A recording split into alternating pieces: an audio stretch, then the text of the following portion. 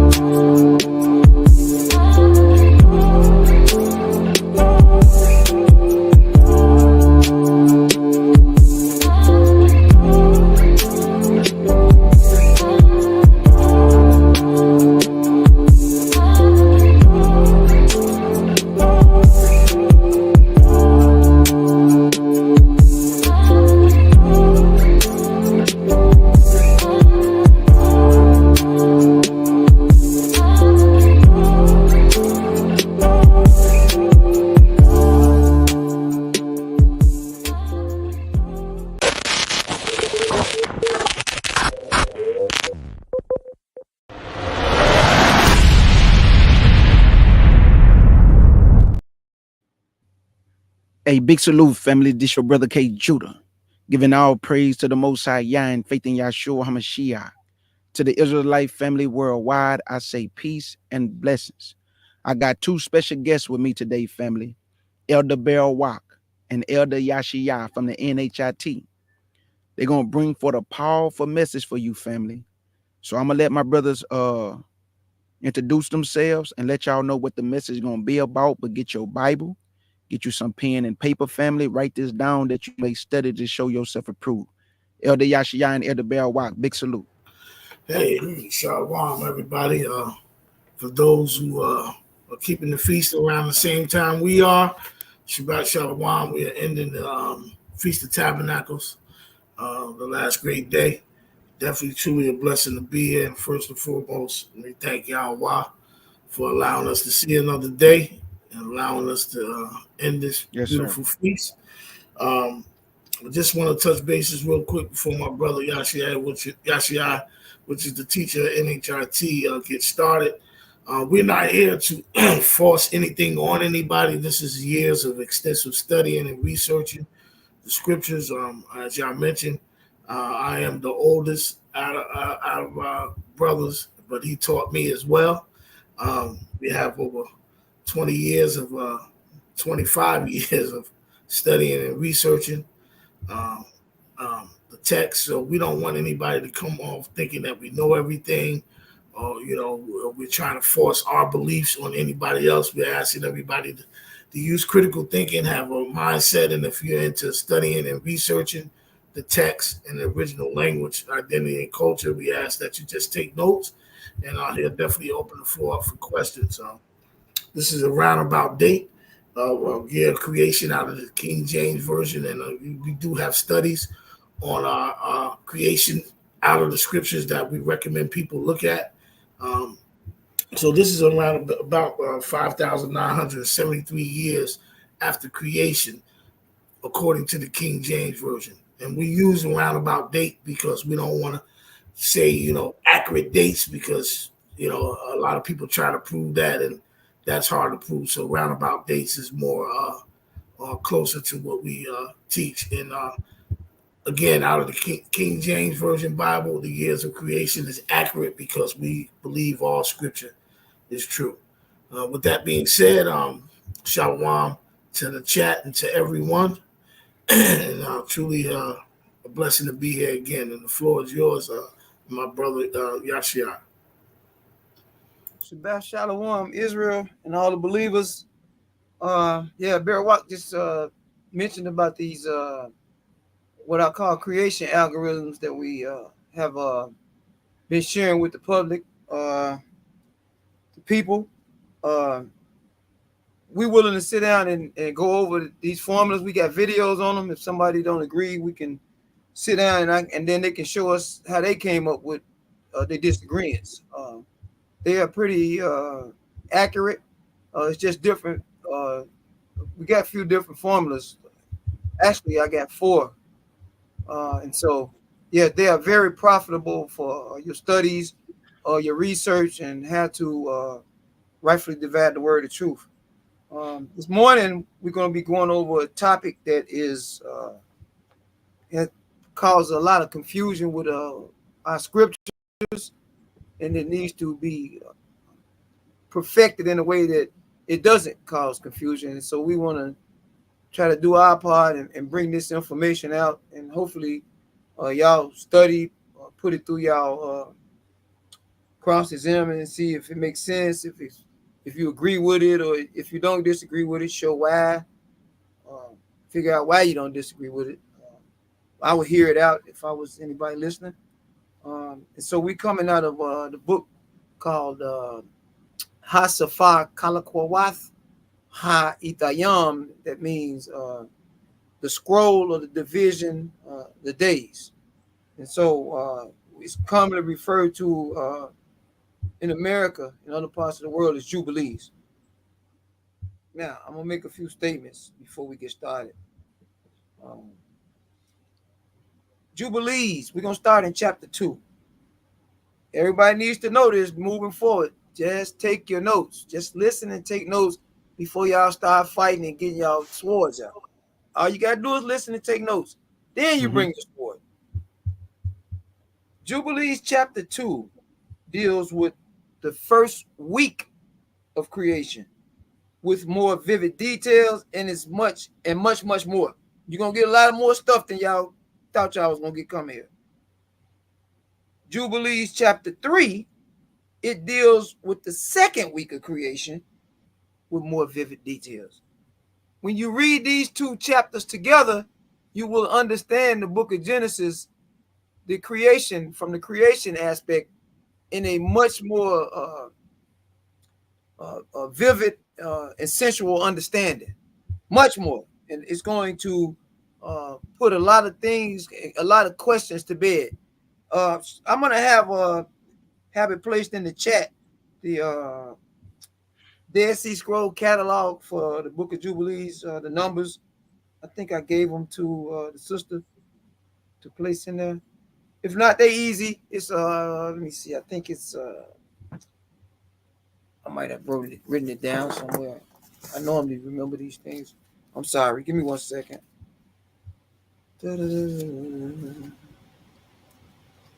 Got so many teachings written down.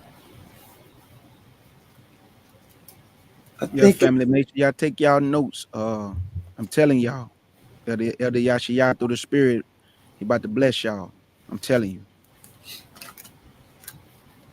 we'll find this. I thought I had it written down. I get it. So we'll come back to the Dead Sea Scroll catalogs. I can send them to him later. I don't got it in Okay. front of me. But let's go to Jubilees. First, I want to make one more statement before we get any further. Before people start saying what they believe and don't believe. This deals with Exodus. Jubilee starts off dealing with Exodus chapters 19 through 24. I'm sure when you read chapter 1 of Jubilees, you recall having read that in Exodus. Jubilees is a historical account of things from the creation up until we exited out of Egypt. And so when you go to places like Acts chapter 7, let's go to Acts chapter 7. I just want to give y'all some witnesses in the KJV because some people only believe the KJV, whatever that's worth.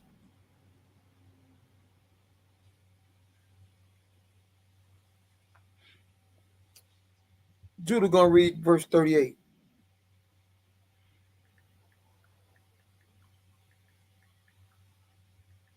This is the book of Acts, chapter 7, and verse 38.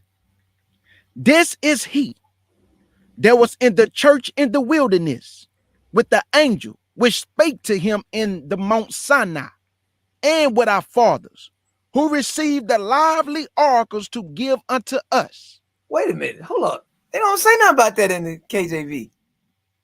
What they talking about angel? I thought it was Yahweh he was talking to. Then it say angel, then it say now they talking about the lively oracle. What's the lively oracles? The Torah, the lively words? These things need to be clarified. Because remember it's saying an angel now. Look at verse 53. Wait till y'all see this.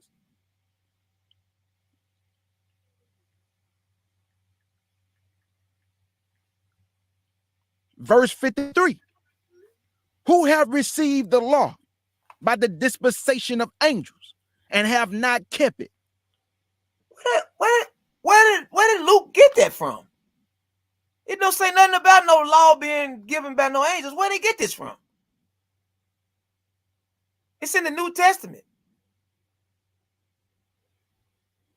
It say all scripture is inspired by Allah Hayam. Not all translated, but this right here, he got this from somewhere. He didn't just make this up. That the law was dictated by, okay, we need another witness. Yes, sir. One of the premises of our culture is we got to have two different men, not Romans to Philemon. That's just Paul. We need two different men, two different authors in scripture saying the same thing. Look at Galatians 3. Please take notes.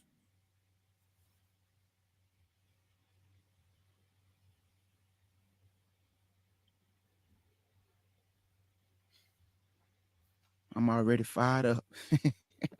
We finna go there. Yes, sir. Galatians 3, verse 19. This is Galatians chapter 3 and verse 19. Wherefore then serveth the law? It was added because of transgression. To the seed should come to whom the promise was made. And it was ordained by angels in the hand of a mediator. And it's Paul now. He coming back. He verifying what Luke just said about these angels. Now he giving us a little bit more. He put some more sugar in the tea. Who is the mediator? That was back then being the go-through. We need to find out what's going on because now We in the New Testament still under grace. Now the Christian church rejects this. They reject all of this, even though it's in the New Testament. I want y'all to meditate. It's talking about a mediator. I think everybody know what mediator they're alluding to, but we need to find out. We need more than that. Don't take nobody's word. All right, we need to get around again. We got another scripture, y'all. Some stuff y'all gonna see mentioned. That's why I'm telling y'all, please take notes. Isaiah 63. Because a lot of this stuff now is getting, I don't know.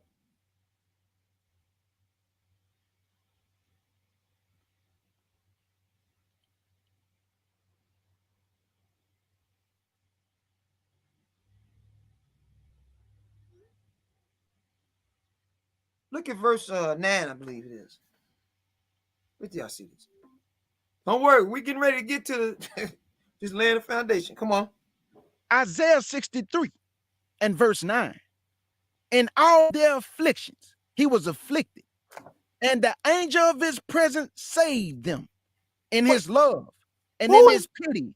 Who is the angel of his presence, K. Judah? Wait a minute. What is K. Judah talking about angel of his presence? Where that come from? Who is the angel of his presence? Messenger. Mala'ak. In our tongue. He saved us. Save. I started thinking Hebrew when I started hearing certain words and phrases. Saved. Salvation. Yahawashi, Yahusha. Wow. They might be trying to say something. I don't know. You know, we got a lot of parables and mysteries in our writings, but we're not seeing it because we're being taught by these strangers. That's fine though, but now we're gonna reconnect to some hidden stuff. Let's go to Jubilees chapter 1 now. This wasn't even part of it, but now this got to come out now. This got to come out because we gotta get some insight as to what's going on when they went on that mountain. I want to know. I don't know about the Bear Watson, K. Judah, and I want to know. Look at verse 24. In fact, read verse 1 first, because I want everybody to see that because I had said something. They're gonna remember reading this in the King James Bible. This is in the more ancient Bibles over in Africa too, just so everybody will know. The modern day powers that be reject everything that comes out of Africa, and they tell us no, and we go for it. Come on. This is Jubilees chapter 1 and verse 1. And it reads, and it came to pass in the first year of the Exodus of the children of Israel out of Egypt, in the 3rd month, on the 16th day of the month, that Yah spake to Moses, saying, come up to me on the mount, and I will give thee 2 tables of stones of the law and of the commandments, which I have written, that thou mayest teach them. Don't that sound like Exodus 24:12? Check that out real quick. This just popped up. This wasn't even part of what was going on. This needed to come out. So before somebody think we faking.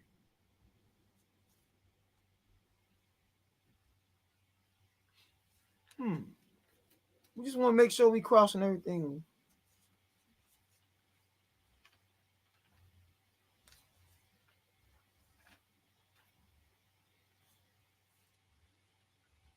Verse 12.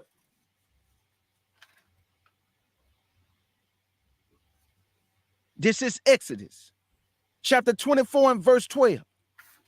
And the Lord said unto Moses, come up to me in the mount and be there, and I will give thee tables of stones and a law and commandments, which I have written, that thou mayest teach them. Who wrote it? Who wrote this? Who's the I that's speaking that wrote this? It ain't Moses. It said Yahweh speaking, right? Capital L-O-R-D in English. 4 letters in Hebrew. Hey, listen. One thing I want to say live, because we got a lot of Israelites on here and believers. The pronunciation and stuff, that ain't gonna be an issue. He say he gonna restore the pure tongue to us anyway. Zephaniah 3, 9, and 10. So we'll get it figured out. People say he know our heart. We trying, whether I'm right or whether other people right. We trying from our heart, right? But one thing we all agree on is them 4 letters in Hebrew. Dig. And it say, he said this to Moses. He wrote this. Now, watch this, because we're finna now rightfully divide the word of truth.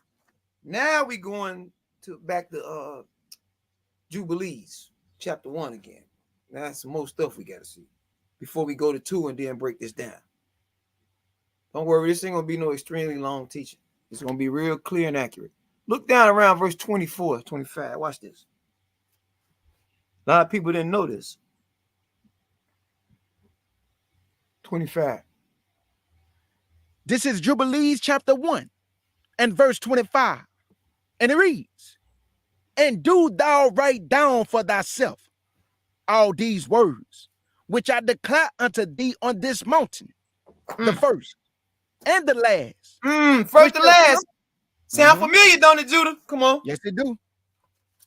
Which the first and the last, which shall come to pass in all the division of the days in the law, and in the testimonies, and in the weeks, and the jubilees unto eternity, until I descend and dwell with them throughout eternity. Go ahead. Keep going. Watch this. Now it's finna get deep now. Verse 26. And he said to the angel of the presence. What? Right Stop. for Moses. Hold on, okay, Judah. The what? The angel of the presence. Wait a minute. We just read about this in Isaiah. Yeah, we did. Hold up. Man, y'all know where do y'all want to go with this? Because this is just not coming up now. I'm gonna go ahead and read, Judah. I'm gonna let y'all read. Watch, I'm gonna let y'all hear this. This is crazy. And he said to the angel of the presence, write for Moses, from the beginning of creation to my sanctuary, have been built among them for all eternity. Stop. Hold on. Listen to this now. Y'all taking notes? Write this down. We can prove through our ancient writings and manuscripts that two human beings have been shown everything. Enoch and Moses. Write that down.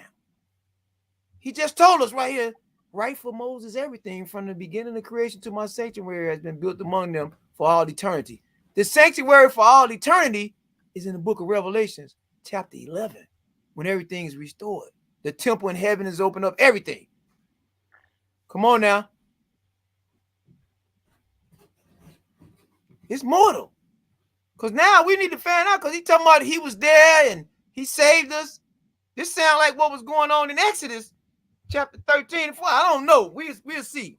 This is getting to be too much now. I don't want to. Watch this.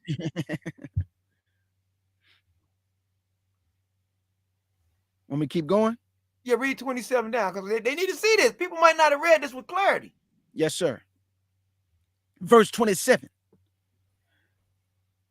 And the Lord will appear to the eyes of all, and all should know that I am the Elohim of Israel, and the father of all the children of Jacob, and king on Mount Zion for all eternity. And Zion and Jerusalem shall be holy. Now, I want to ask a question. I want everybody to just think. I'm not going to tell you what I see. I want y'all to think. How in the world is a spirit going to appear to all the eyes for everybody to see if it's a spirit? What is going on? What is he? Is he manifesting himself in a vessel that we can see, in a fleshly vessel? Or are we being what's going? Tell us what's going on. Because it's clearly saying he's going, all the eyes going to see him. That's a whole nother issue. We get to that. I just want y'all to think. You got to think when we having these studies. Write your notes down and, well, I believe what it means. Show, what does this say? Come on the stage and tell us, what do it say at the end? What is it referencing? Verse 28, watch this. And the angel of the presence, here you go again, who went before the camp of Israel. Stop it, Judah. Hold on. Stop it now. We got to stop this. What do it mean the angel of the presence went before the camp of Israel? What does that mean? Go to Exodus again. Now, we need to find this out. We need to stop right now and find this out, because this is getting to be too much. Elder Yashiyah, this sound like the sun. Wait, can't do it now. You better stop now. You know it's a dangerous world. A lot of people don't want to hear that. Me and you might be in danger. I don't care. I'm willing to die for it. Elder Yashiyah, this sound like that same sun in Psalms 132. I have desired Zion for my habitation. Ooh, stop this. Can't do this. Stop it. This is getting me too much. I got to focus. I can't be getting all excited. I got you. I apologize. He said go to Exodus what? Exodus 13. Now, I'm just asking people to make sense out of this. I don't know who read the Melchizedek scroll and the Dead Sea Scrolls. I'm telling y'all now. This is deep. I don't know where y'all at with it. This is deep. People gonna start getting stuff they don't want to hear. My moray didn't show me that. That ain't my. Listen. Well, this moray is showing you that. Right. Come on. That's what we are here for, to learn from each other. Look down around verse 19, 21. Something like that. Watch this. We're gonna find out what's really going on. This is Exodus 13 and verse 21. And the Elohim went before them by day in a pillar of a cloud to lead them the way, and by night in a pillar of fire to give them light, to go by day and night. Wait a minute. Hold up. Y'all see what this say? Absolutely. What is going on right here? I know what's going on. Something going on right here. I hope everybody is sitting here meditating on this. It say he went before them in a pillar of a cloud in the daytime, and by night a pillar of fire to give us light, to guide us, to save us, to protect us. Salvation. I don't even want to show y'all what's in chapter 14, verse 13, because people gonna get angry. People gonna get mad because they probably ain't reading Hebrew and they morays ain't told them this. If I'm tempted, if somebody say I don't believe, I'll show y'all. We'll come back. We're gonna come back because there's a lot of stuff going on. Y'all better start reading this stuff, please. All right, let's go back to Jubilees. I just wanted to put this out there. A lot of times when we think we know something, we don't know. You gotta be spiritual though. You gotta believe now. You gotta believe. Start believing, you start studying, he starts showing you more. Study that Hebrew, trust me. You want to go to 2? Yeah, we're going to Jubilees 2 now. The coronation is over. Now we finna go into the rain now and find out what's going on. You're going to start in verse 1. Get y'all pens ready. We're getting ready to do what we call a manuscript comparison. We're going to compare the Torah to the book of Jubilees during the creation. This is Jubilees, chapter 2 and verse 1. And the angel of the presence spake to Moses according to the words of our Elohim, saying, let me ask a quick question. Forgive me for interrupting you, Judah. Listen at this, everybody. Remember what y'all read in Galatians 3:19. It said these things was being dictated by a mediator. Do y'all think that this angel of the presence could possibly be the mediator that Paul is speaking about? I'm just asking. I'm not telling nobody what to believe. I'm asking y'all to start trying to put y'all graph together to dot the T's and cross the I's. This talking about somebody. This is something of importance right here, whatever this is. Come on. Write the complete history of the creation. How in 6 days the Elohim finished all his works and all that he created, and kept Sabbath on the 7th day and hallowed it for all ages, and appointed it a sign for all his works. Now we told today by the church that this is done away with, that, you know, they got their own Sabbath. You can keep the Sabbath the way your heart leads you, or Sunday's the Sabbath. Meditate on that. Come on.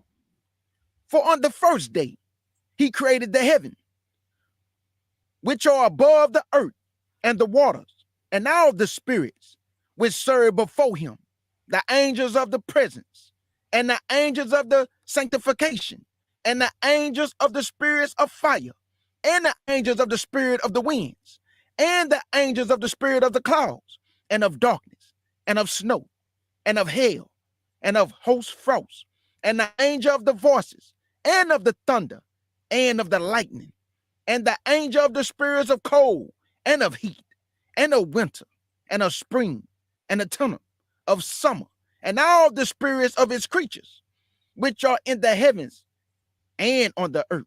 He created the abysses and the darkness, eventide and the light, dawn and day, which he had prepared in the knowledge of his heart. Come on. And thereupon we saw his word, and thereupon we saw his works, and praised him, and lauded before him on account of all his works. For 7 great works did he create on the first day. Stop. Go to Genesis chapter 1 now. Look at the description y'all was just given in Jubilees. It broke down these 7 works that was created. It told you the angels was created, the heavens. Watch this. Now read Genesis 1, verse 1 down. Bring it out, Elder. Bring it out. This is Genesis chapter 1 and verse 1. And it reads, in the beginning, Elohim created the heavens and the earth. And the earth was... Ask the question real quick, Judah, for Absolutely. everybody that's listening in the audience. When y'all read verse 1 based off of what you just read in Jubilees, this tells us in the beginning he created 7 great works. Mm-hmm. Just read it with understanding. Try to line these up together because they actually go together. Come on. And the earth was without form and void, and darkness was upon the face of the deep. And the spirit of Elohim moved upon the face of the waters. And Elohim said, let there be light. And there was light. And Elohim saw the light, that it was good. And God divided the light from the darkness. Stop. And Elohim, okay. Stop. That's listen.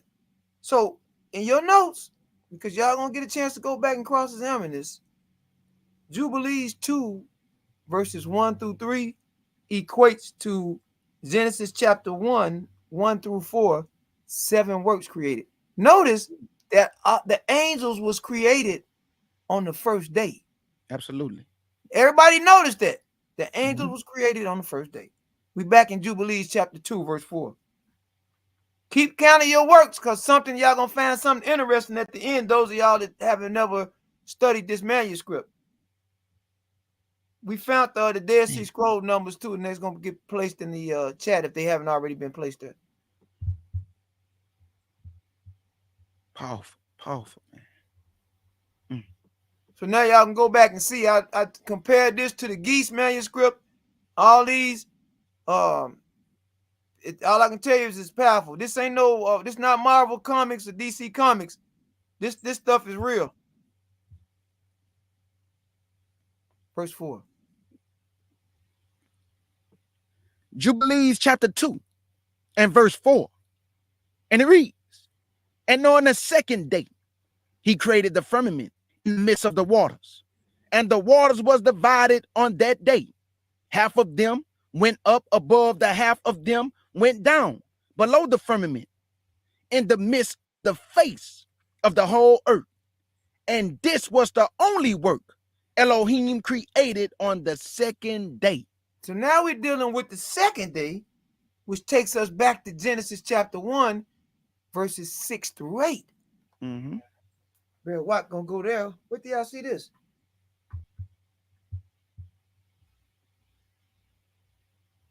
Very interesting.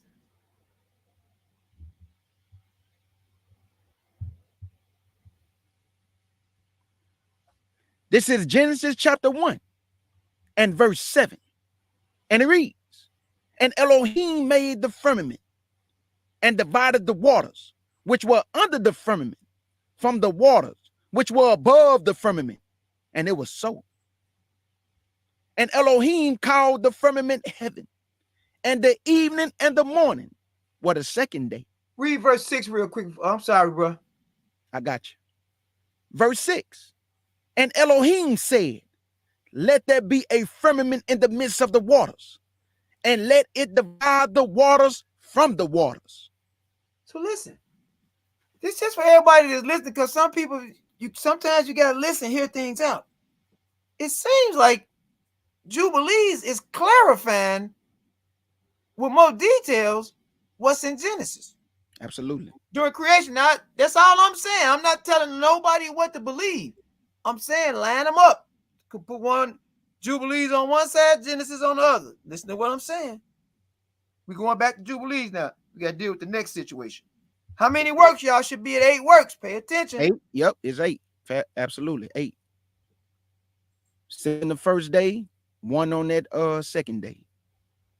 That's right. 8. We in Jubilees chapter 2, verses 5 through 7. Absolutely.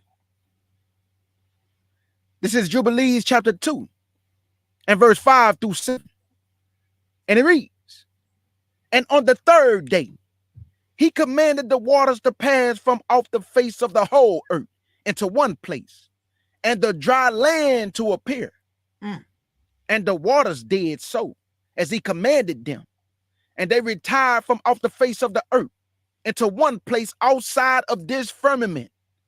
And the dry land appeared. Verse 7. And on that day, he created for them all the seas according to their separation, gathering places, and all the rivers, and the gathering of the waters, in the mountain, and on all the earth, and all the lakes, and all the dew of the earth, and the seed which is sown, and all the sprouting things, and fruit-bearing trees, and trees of the woods, and the garden of Eden, in Eden, and all plants after their kind. Hold on, wait a minute. Wow, it's getting deep now. Well, let's go to Genesis chapter 1 now and find out some more. It's all lining up. 4 works. Yep. 4 more works. We in verses 9 through 13. We on day 3 now. Everybody just relax. Y'all got to realize who told you that they didn't want this book in the Bible when they put a Bible together. You know, they used to walk around with manuscripts. Yeah. So if we read the New Testament and we read the scripture, they mentioning these books all through the scripture. Enoch, Jubilees, other writings, which we ain't going to deal with today. We got to have a lot of stuff to come back and share with y'all. But they, if they're mentioning these writings all throughout the scripture, how do we allow foreign input, these foreigners that's now in control of what's considered scripture, to those that's lost? They're not going to tell no Israelite nothing about the word. The word was committed to us to share with them, not the other way around. But they are against these writings. And these writings bring so much clarity. Remember a scripture, it always talks about this, y'all. It say, Allah Hayam is not the author of confusion, but of peace. Shalom. Now we're getting peacefulness put back in our understanding of creation versus them not lining these books up together, so it causes confusion.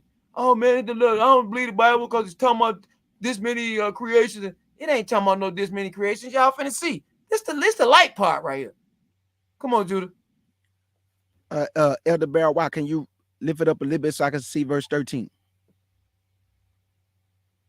Appreciate you. So it's from what verse you want now? I know it was something to 13. Genesis 9 to 13. 1 9. Okay, gotcha. Absolutely. This is Genesis chapter 1 and verse 9 through 13. And it reads, and Elohim said, let the waters under the heaven be gathered together unto one place, and let the dry land appear. And it was so. And Elohim called the dry land earth, and the gathering together of the waters called he seas. And Elohim saw that it was good. And Elohim said, let the earth bring forth grass, the herb yielding seed, and the fruit tree yielding fruit after his kind, whose seed is in itself upon the earth. And it was so. And the earth brought forth grass, and herb yielding seed after his kind, and the tree yielding fruit, whose seed was in itself after his kind. And Elohim saw that it was good. Now this something everybody that's listening, y'all need to meditate. Everybody that believe the scriptures. We can't force nobody to believe the scriptures. But if you believe that Allah Hayam made and created everything, like the word tells us, and it's not even what I believe, it's what I know. He did these things. The sun, the moon, all these planets, all of this, these beautiful mountains, these oceans of beauty, these tropical paradises that's still here on earth. All of that's created by him, right? And you telling me that he can't speak the grass and all of this stuff in the creation exactly the way he wanted, how he wanted. People got to meditate on what it is they saying that they don't believe. All praises. This take 10 million years, all these billions of years that science is talking about. Come on now, y'all. I want to say something real quick, y'all. I just think one of the issues with us as believers. We try to equate how the world is today and not understanding during this creation time and during the time Moses and them walked the earth, all that, the world was entirely different than it is today. And so people are hard to grasp certain things because they thinking with a Western mindset of today's world and not thinking from a Hebrew mindset of how the world was back during this time. That's just my opinion. Absolutely. And that's the whole process dealing with slavery. To strip you of all this knowledge, to strip you of your identity, your history, your language, and your culture, and for them to re-educate you in their eyes with their teachings, what they wanted you, how they wanted you to see the world. This was the whole process behind the European Enlightenment period, the Italian Renaissance, where all of the artifacts was now, instead of them looking the way that they was originally prepared, now it looks like Elvis Presley and the Beatles. It don't look the same no more. Nothing looks the same no more. And so it's shocking everybody now when all this stuff is being revealed in all of these secret places where they stole all of the artifacts from, right? This is shock, but back then that's the norm. The shock was the people that came along looking different. So they've changed your mindset. They strip you of your real spirituality in a sense, because even those of us that are basically spiritual, we still are being now put on their leash, and we're spiritual the way that they tell us to be. Watch this.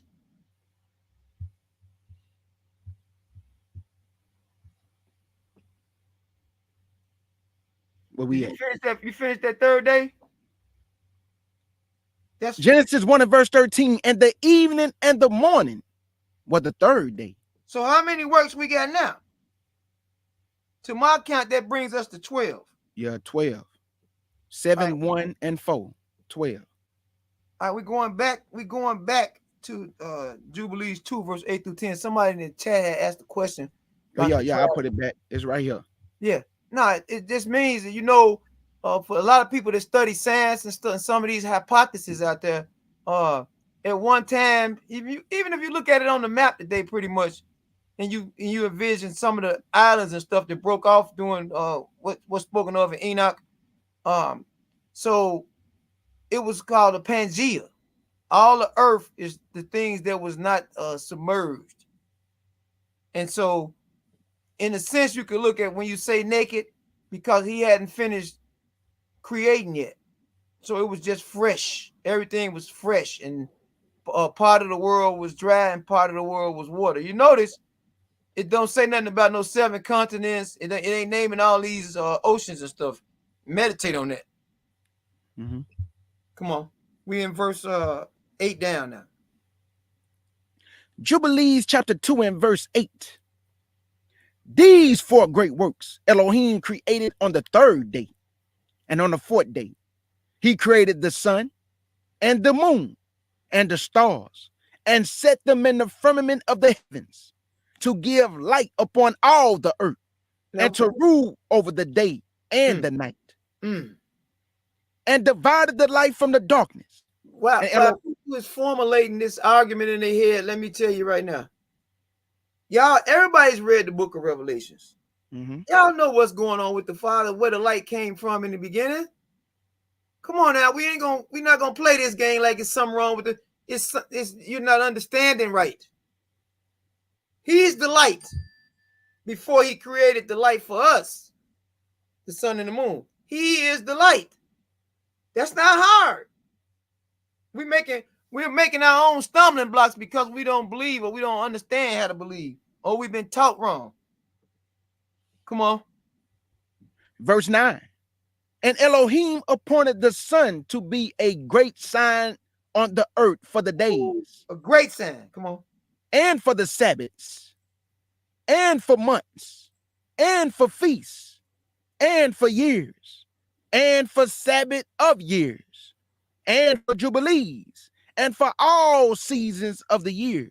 And you know something, K. Judah, and our audience that's listening?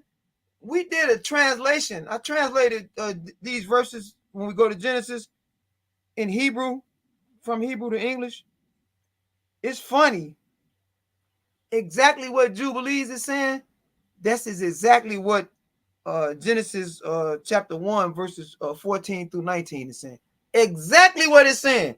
But they chose not to translate it like this. Now, y'all meditate on that. We got the video up for anybody want to cross-examine it. It's in the YouTube or NHIT. Y'all can check it out in the Hebrew classes. Unbelievable. Come on. Verse 10. And it divided the light from the darkness, and for prosperity, that all things may prosper, which shoot and grow on the earth. Mm. These three kind he made on the fourth day. All right, that's And it. on- Watch okay. this now. So now, go to Genesis chapter 1 now. Because it sounds like he's talking about a calendar and a whole lot of other stuff in these 8 through 10. That's what it sounds like to me. I don't know. The fake calendar, the Nibiru and all, they hadn't even created them yet. That came from the watchers and all. Hey, Elder Yashia, I can ask you a question. Yes. When he said the Sabbaths with an S, that's referring to the feast days, right? All right. So it's more than one way you can understand that. Okay. It's referring to the feast days. Yes, you're right. You're accurate about that. But it's also Sabbaths for the land. Got you. Okay. So every 7 years, the land's supposed to get a rest. That was in that 313 video I gave you. Absolutely. So all we with these things, all we got to do is have it explained to us and people understand. That is one of the root causes of why we went into the Babylonian exile, because we wasn't given the land the Sabbath that it was supposed to get every 7 years. Mhm. We got greedy. Yeah. But he's absolutely referring to the holy day Sabbaths, the land Sabbaths, and the normal Sabbaths. Absolutely. Facts. Good question. Come on. Verse 14 down. Absolutely. Genesis chapter 1 and verse 14. And it reads, and Elohim said, let there be lights in the firmament of the heavens to divide the day from the night, and let them be for signs and for seasons and for days and years.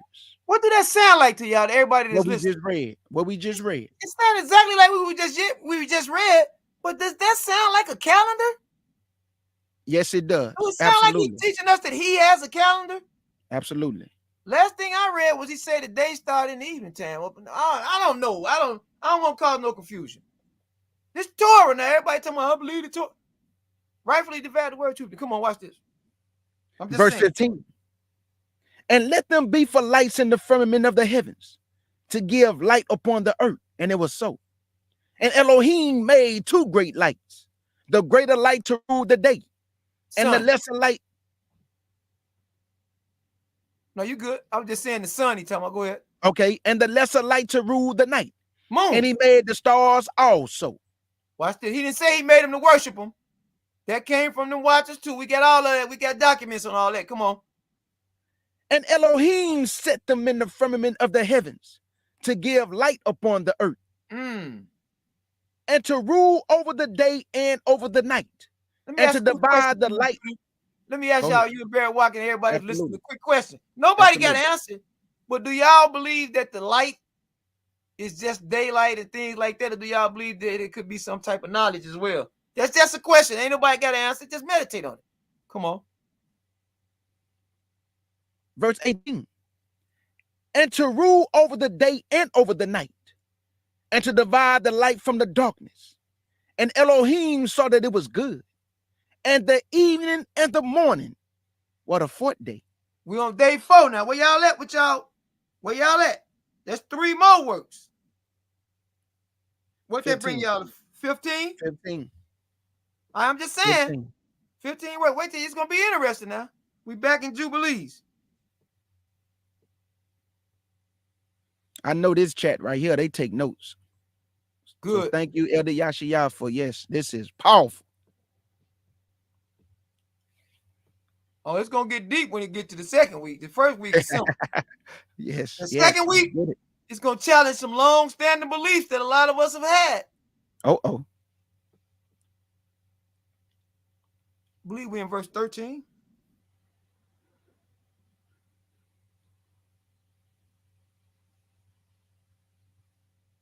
Jubilees chapter 2 and verse 13. No, I'm sorry, verse 11. I just looked at. We're in verse 11. Okay. I don't want to miss nothing. Okay. Jubilees chapter 2 and verse 11. These three kinds he made on the 4th day, and on the 5th day he created great sea monsters in What the do y'all depths of the think water. that's referring to? Before we get out of hand, this Loch Ness monster and da. What do y'all think that he created? We're not talking about stuff that happened around 1,177 years after this. We're talking about right now the things that he created. And I want to say this while we got a lot of people on here that's listening.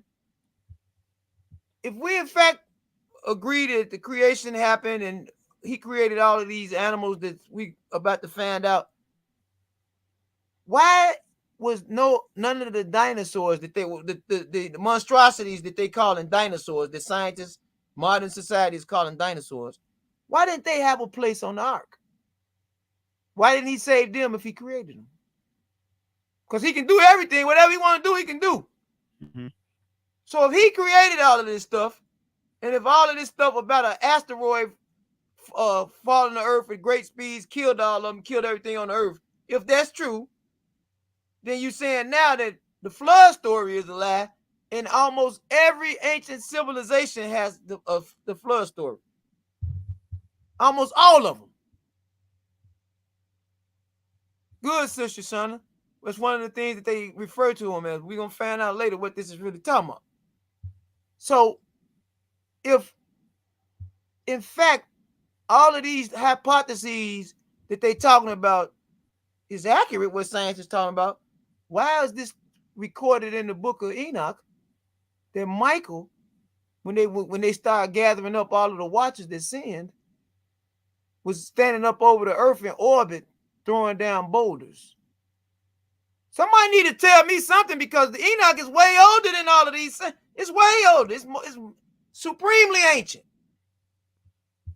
And y'all talking about y'all got it figured out, but ain't nobody, and then the people, the powers that be, said they don't want none of these books a part of the Bible.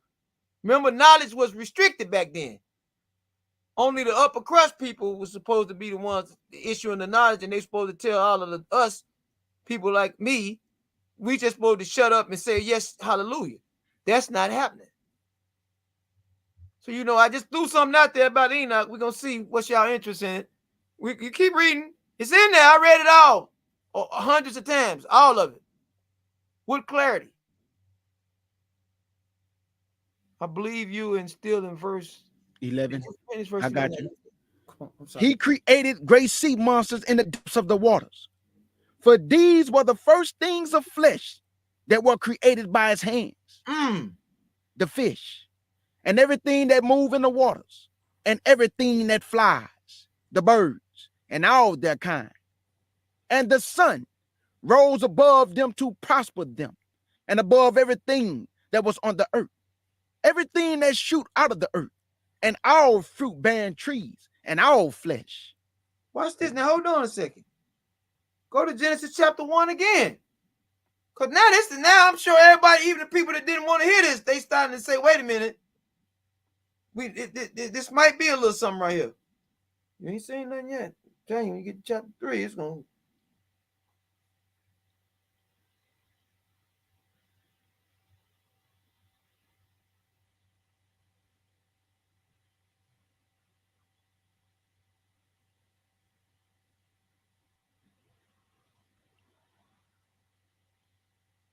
This is Genesis chapter 1 and verse 20. And Elohim said, let the waters bring forth abundantly the moving creatures that have life. Let me ask a question. Can't do that.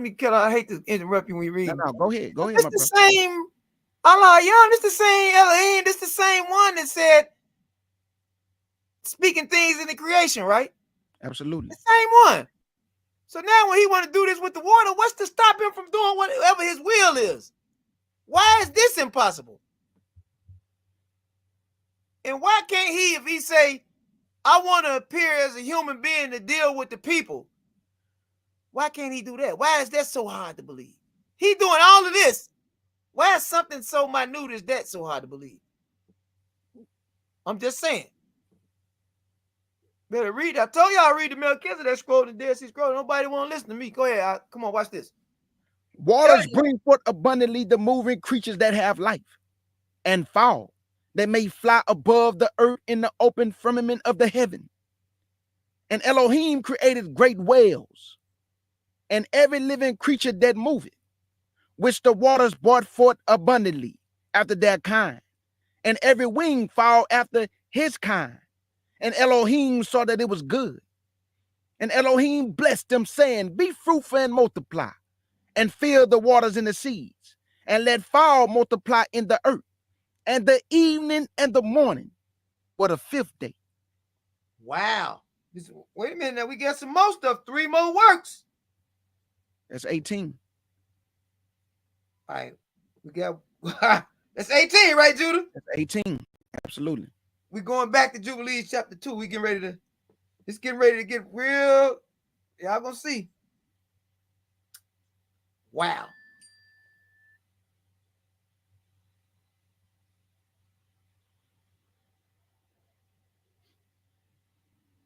We in Jubilees chapter 2, verse 13. I was telling the guy, Judah, while y'all turning there, telling the pastor who I've been dialoguing with. And you know, at the core they being, they have to fight for that religion that they involved with. And I was telling him because he was trying to say that God changed the law, that incense wasn't, it didn't come around to Moses, the teaching for incense. But I told him, if you read the book of Jubilees, you will see that somewhere during the 4th generation of mankind, you'll notice you can't find brothers and sisters mating. Now, do you believe that's instinctive, or do you believe that was at Yahweh's urging? Because when he said be fruitful and multiply, everybody's seen my video on Naphtali's channel dealing with these things about, do the scriptures teach pre-Adamite? Wasn't nobody before Adam, and wasn't no another group of people. When you read Jubilees, it in detail tells you that Cain married his sister, Seth married his. This what was going on. This what Yahweh said when he said, be fruitful and multiply. Once the earth got populated, somewhere during the 4th generation, as you read Jubilees, you don't see that no more. So now, when it happened in Genesis 19, right, with Lot and his 2 daughters, and Lot wasn't a willing participant. He was, y'all see what happened with that. But still, it's viewed as wrong. And the law for incest wasn't given, or sexual immorality revealed to the children of Israel as part of the testament until Leviticus chapter 18. So now we got to make sense of that. And then you'll see that it's portioned off. Like you look at Exodus 22:19, it starts talking about don't have bestiality is forbidden. Right. And you start asking yourself, well, why are these things in the Bible when we can't see it? It's because they're in these other books. Y'all seen what happened in Enoch when the watchers and the monstrosities that was created when they had sex with the women, how they started doing stuff to the animals that wasn't lawful. Now y'all figure out what that means. That's what I'm telling y'all. We got all this, we got all the answers, but we now have under the mindset, whether knowingly or unknowingly, it's just these books that they made up. They say it's 66 books. That's a lie. They divided all of the books. Ain't no such thing as 1st and 2nd Kings, 1st and 2nd Chronicles, 1st and 2nd Samuel. Them all of the prophets after Daniel, that's one scroll, that's one book. So y'all go back and get Caesar back what's his, then y'all will start unraveling some of these lies. And I'm not telling y'all nothing that some of y'all may not know, but we got to share these things with each other. Absolutely. So we will know. We got to talk about these things. And as instructors and stuff like that, people like Judah and all us, this is why we got to shepherdize the information we get. So it's getting to the hands of the people that will teach and will share. So we'll know these things. We got to come out from under this slavery mindset. What they told us, that's what we holding to. No, there ain't no such thing. You see how clear this is making Genesis? And y'all want the confusion that comes without this? Good luck with that. Where we at? Jubilees chapter 2 and verse 13. Well, you got good memory, young man. These 3 kinds he created on the 5th day. And on the sixth day, he created all the animals of the earth. Here we go. And all cattle and everything that moves on the earth. Now, Judah, I want everybody that's reading to meditate and key in on these words. This is what we have to have critical thinking and reasoning. It didn't say all of the different species. It says all cattle. All the cattle, whatever they different they fall up under all cattle. Absolutely. That's what's going on, because people looking whether they got this kind of bear, that kind of bear. Those are up under all the animals on earth. Don't make this out of something that it ain't. He knew what he was doing. You're gonna read further when we get to Jubilees, because I got most of them to show y'all. We gonna be all right this morning. Talking about the animals speaking out. Go ahead. We'll get to it. Come on. And verse 14. And after all this, he created man. Here we go. A man and a woman created he them. Hold on, Judah. It don't say he created them at the same time, though. Now keep reading. Watch this. Some of y'all gonna get some stuff y'all might not like. Watch this. And gave him dominion over all that is upon the earth, and in all seas, and over everything that flies, and over beasts, and over cattle, and over everything that moves on the earth, and over the whole earth. And over all this he gave him dominion. And these four kinds he created on the sixth day. And there were altogether 22 kinds. That's some kind of number right there. Y'all finna find out some math. Now y'all know I love math. It's something to that number, 22. Watch this. Come on.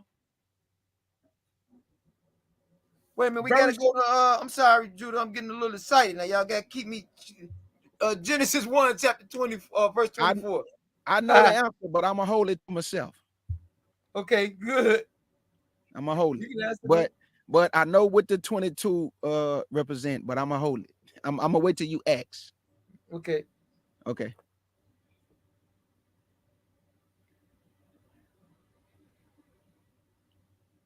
Genesis 1, verse 24 through 28. Absolutely. Genesis chapter 1 and verse 24 through 28. And it reads, and Elohim said, let the earth bring forth the living creatures after his kind, and cattle and creeping things and beasts of the earth after his kind. And it was so.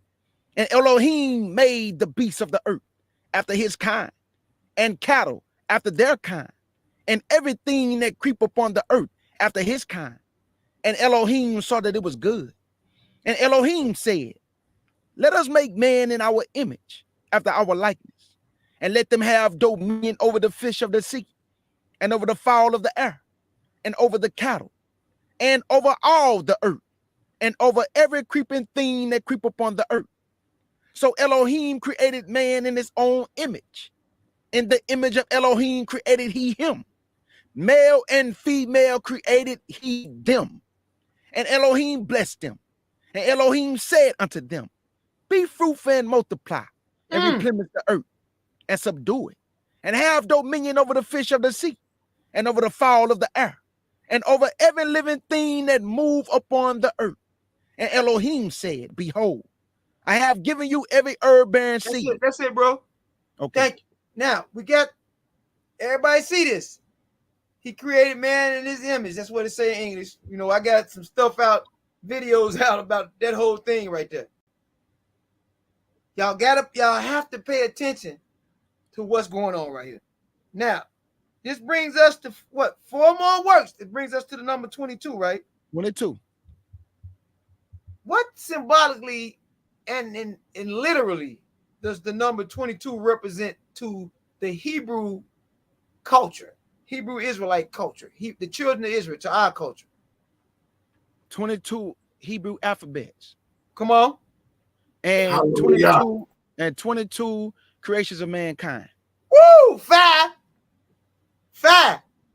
Watch this. I'm gonna throw you a couple more bones. Okay. Anybody that's read Josephus, right? Remember I told y'all they split up all our books? These Gentiles, when they started at the urge of the Catholic Church, they used St. Jerome to cut up all Judges and Ruth used to be one book. Do y'all want me to keep going? I got teachers. Keep going. Keep going, Elder I Yashia. got Keep teachers going. on this stuff for y'all. Yes, sir. I'm not making this up. Jeremiah Lamentations is one book. It's a whole lot going on. It's interesting. Josephus said in his works, we only hold the 22 books in the Old Testament. How y'all like that? It's more. I mentioned it later on. It's more. We got, because y'all finna get some gravy on this rice. Now we get ready to read about the Sabbath. Now we're gonna find out what's really going on when we get to chapter 3. Yes, sir. Okay, come on. We in verse 17 now. Sabbath. This is Genesis chapter 1. Now we're going to, I'm sorry, Jubilees. Oh, okay. Gotcha. We're doing two manuscripts. Absolutely. Yeah, Tim. Elder Yashia and Elder Barawak, they're going to get that rice and gravy. I'm telling you, you got to go subscribe to their channel, brother.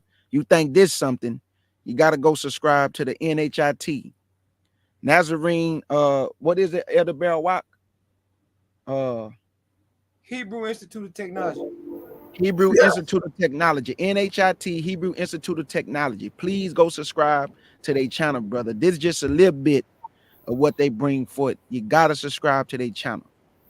Powerful lessons, brother. I mean, it got me going deeper than I ever did before in my life. Straight up.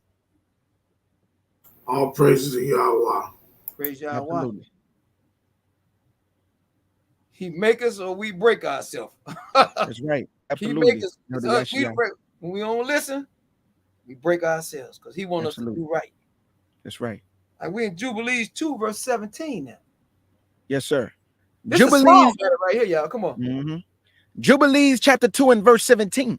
And it reads, and he gave us a great sign, the Sabbath day. Well, why the churches talking about it don't matter? And how does Sunday take over? Right. Facts. Well, you do your own Sabbath. How? We get all of our writings, all of our manuscripts all say the same thing. Exalt the Sabbath is high. They treat it low. We can't do this today. No, you can't do this today. The Israelites, we're going to walk and do what Yah say do.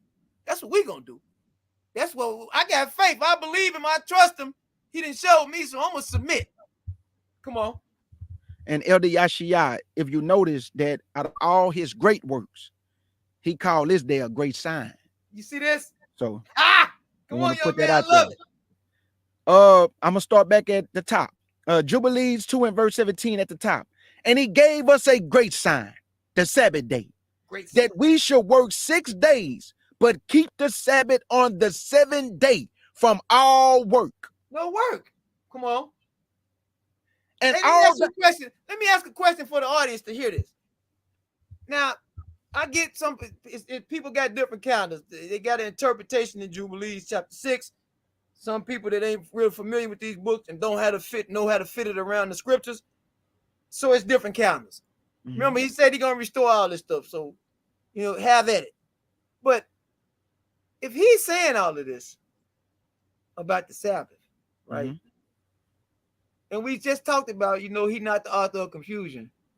Where is these other Sabbaths coming from? And why, once the people that's in leadership position in our churches, when they find out that Sunday is a lie and it's a falsehood, why won't they simply just bring the people back to the correct Sabbath? That would be the proper thing to do. Pride. But that's what's going to lead to all this other stuff that comes after Jubilees too, with the watchers. They pride and they lust for these women. It's the same blueprint they following, and they don't and I think some of them know, but it's we'll deal with it later. It just can't pop up. Come on, I'm sorry. No, you good, Elder.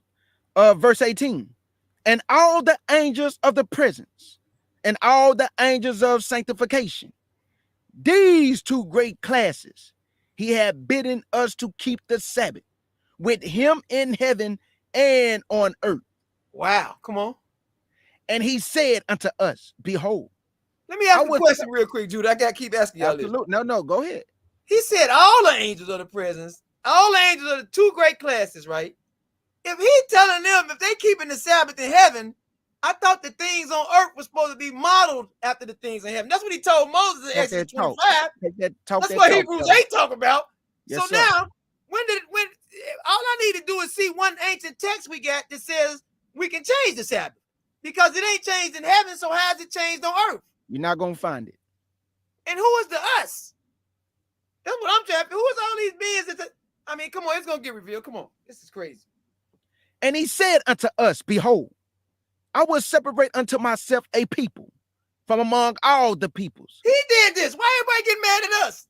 Everybody angry at us now. All these lies that they done told the last 500 years, try to strip us of everything, our identity, our history, our language, our culture.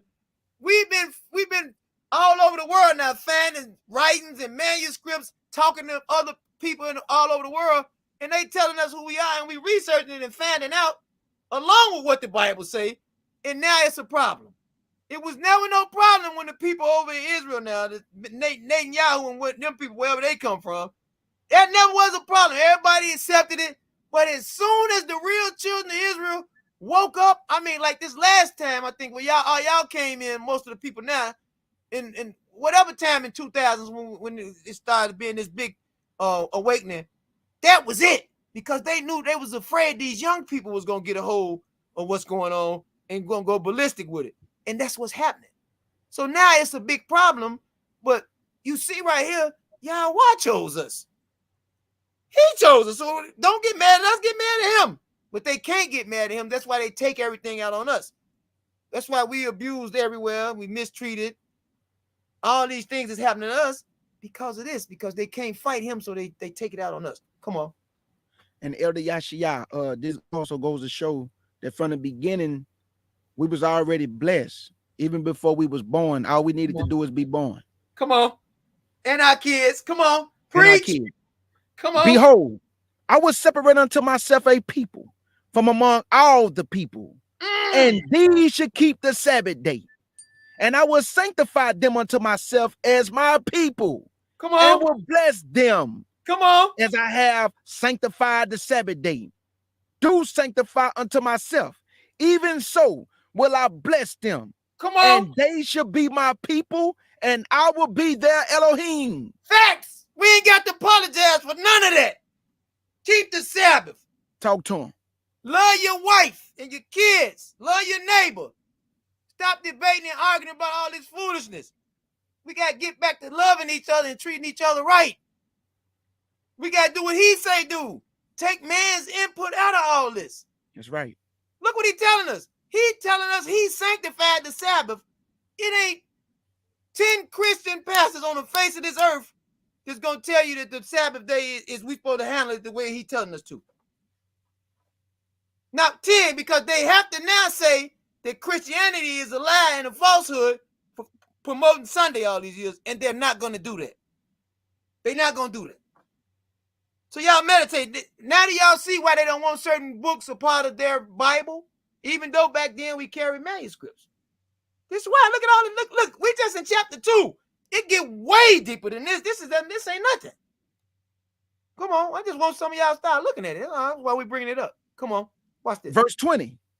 And I have chosen the seed of Jacob from among all that I have seen. He chose and have written him down as my firstborn son. And I've sanctified him unto myself forever and ever. Forever and ever. And I will teach them the Sabbath day, that they may keep Sabbath thereon from all work. And thus he created therein a sign in accordance with which they should keep Sabbath with us on the seventh day to eat. Hey, Judah, who is, wait, hold on. We can't lose track of this. Who is the they and who is the us? This talking about two different entities right here. Who is the they and who is the us? They're supposed to keep the Sabbath together. Is it talking about the Israelites and the beings in heaven? That's what it looked like to me. It's talking about the Elohim and the angels. Come on, but look. Wait a minute.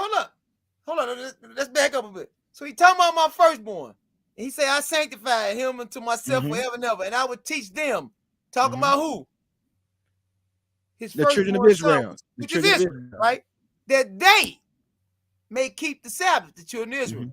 And thus he created therein a sign in accordance with which they should keep Sabbath with us, Israel, with the people in heaven, the beings in heaven, particularly the Father. Watch this. This is great. How can one of us say that he's not going to keep the Sabbath after they done read this? That defies comprehension. Look what the Sabbath means to the Father. This is crazy. Come on. To keep Sabbath with us on the 7th day, to eat and to drink, and to bless him, who have created all things as he has blessed and sanctified unto himself, a peculiar people above all people, that they should keep Sabbath together with us. Come on. And he caused his command to ascend as a sweet savior, acceptable before him all the days. There were 22 heads of mankind from Adam to Jacob, and 22 kinds of works made on the 7th day. This is blessed and holy, and the former also is blessed and holy. And this one serves with the one for sanctification and blessings. And K. Judah told y'all another one when he says 22 letters in the Hebrew alphabet. Then we threw out what Josephus said about the books that we follow. Meditate on that. That's 4 times 22. It's the most stuff about and 22 of mankind. Absolutely. Talk to him. Look, let's get it. Read down verse 24. This is getting deep. Verse 24. And to this, Jacob and his seed, it was granted that they shall always be the blessed and holy ones of the first testimony and law, even as he has sanctified and blessed the Sabbath day on the 7th day. Listen, y'all just got the meaning of the Sabbath. Turn to Genesis 2, verse 1 through 3. And what my Elder Yashiyah, is it safe to say that the Sabbath day is on the 7th day? Absolutely. Thank you. I just wanted to put that out there. I just wanted to put that out there.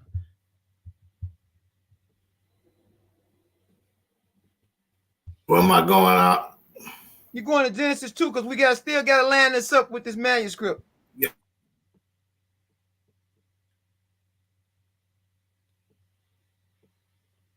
Thank y'all for hanging in there with Elder Barawak and Elder Yashiyah. Thank y'all, family. I know this blessing y'all. Thank y'all. All praise to the Most High and his son, Yahshua HaMashiach.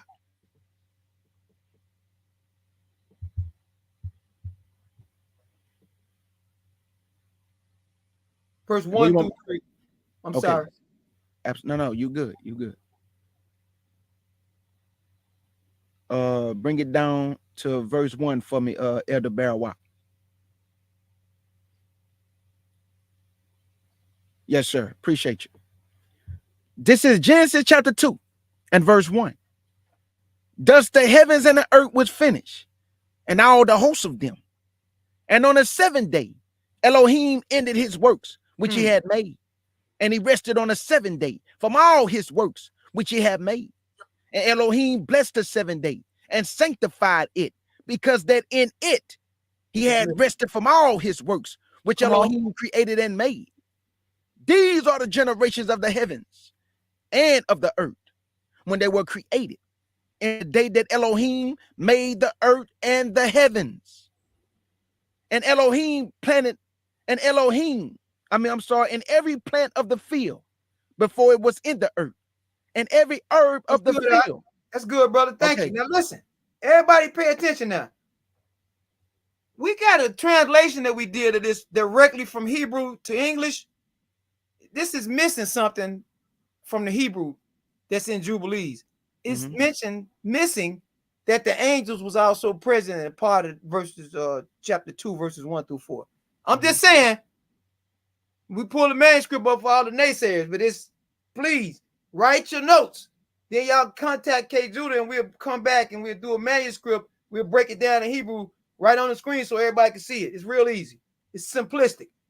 So, Elder Yashiyah, I told you, whenever you say K. Judah, I got a class. We setting it up, Elder. Just like that. Okay. I just want to make sure they're interested in hearing it. Absolutely. All right, we got that. We got Brother Yavasov just called me. He just got home free from captivity, and he's listening in with us. All praise to the Most High, man. All praise. All right, so watch Congratulations, this my now. brother. Okay, Judah got that. Now we gotta go back to Jubilees. Now we can stay in Jubilees now. For all the way up to the last part. Jubilees chapter 2. Now we finna flow. The manuscript comparison is gone. Now all we gotta do is read now. It's gonna be self-explanatory. Verse 25 down. And Elder Yashaya, if anybody try to be a naysayer, all you got to do is go to the book of Job when he said, "Where was you when the host that was in heaven rejoiced?" Oh yeah, Job 38, 1 through 7. There you go. That's how you know they was in the beginning of the creation. Hallelujah. It was all there to let you know it's true. This is how you know why we get all these religions, because the watchers came down because they was present. As Jubilee said, they had teachings for the watchers in heaven.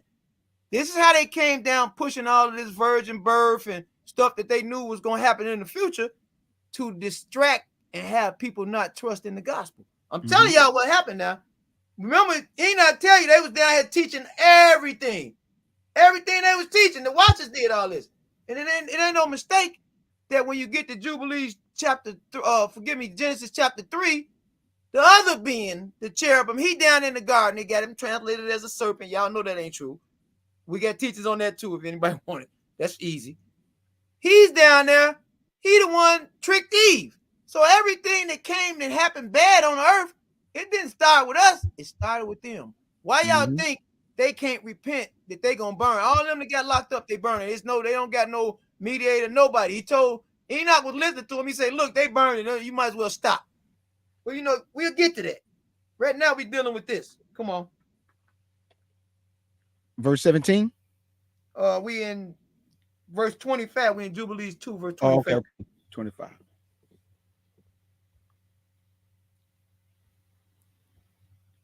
Yeah, I'm waiting on Elder Barrel Walk to. Okay, thank you.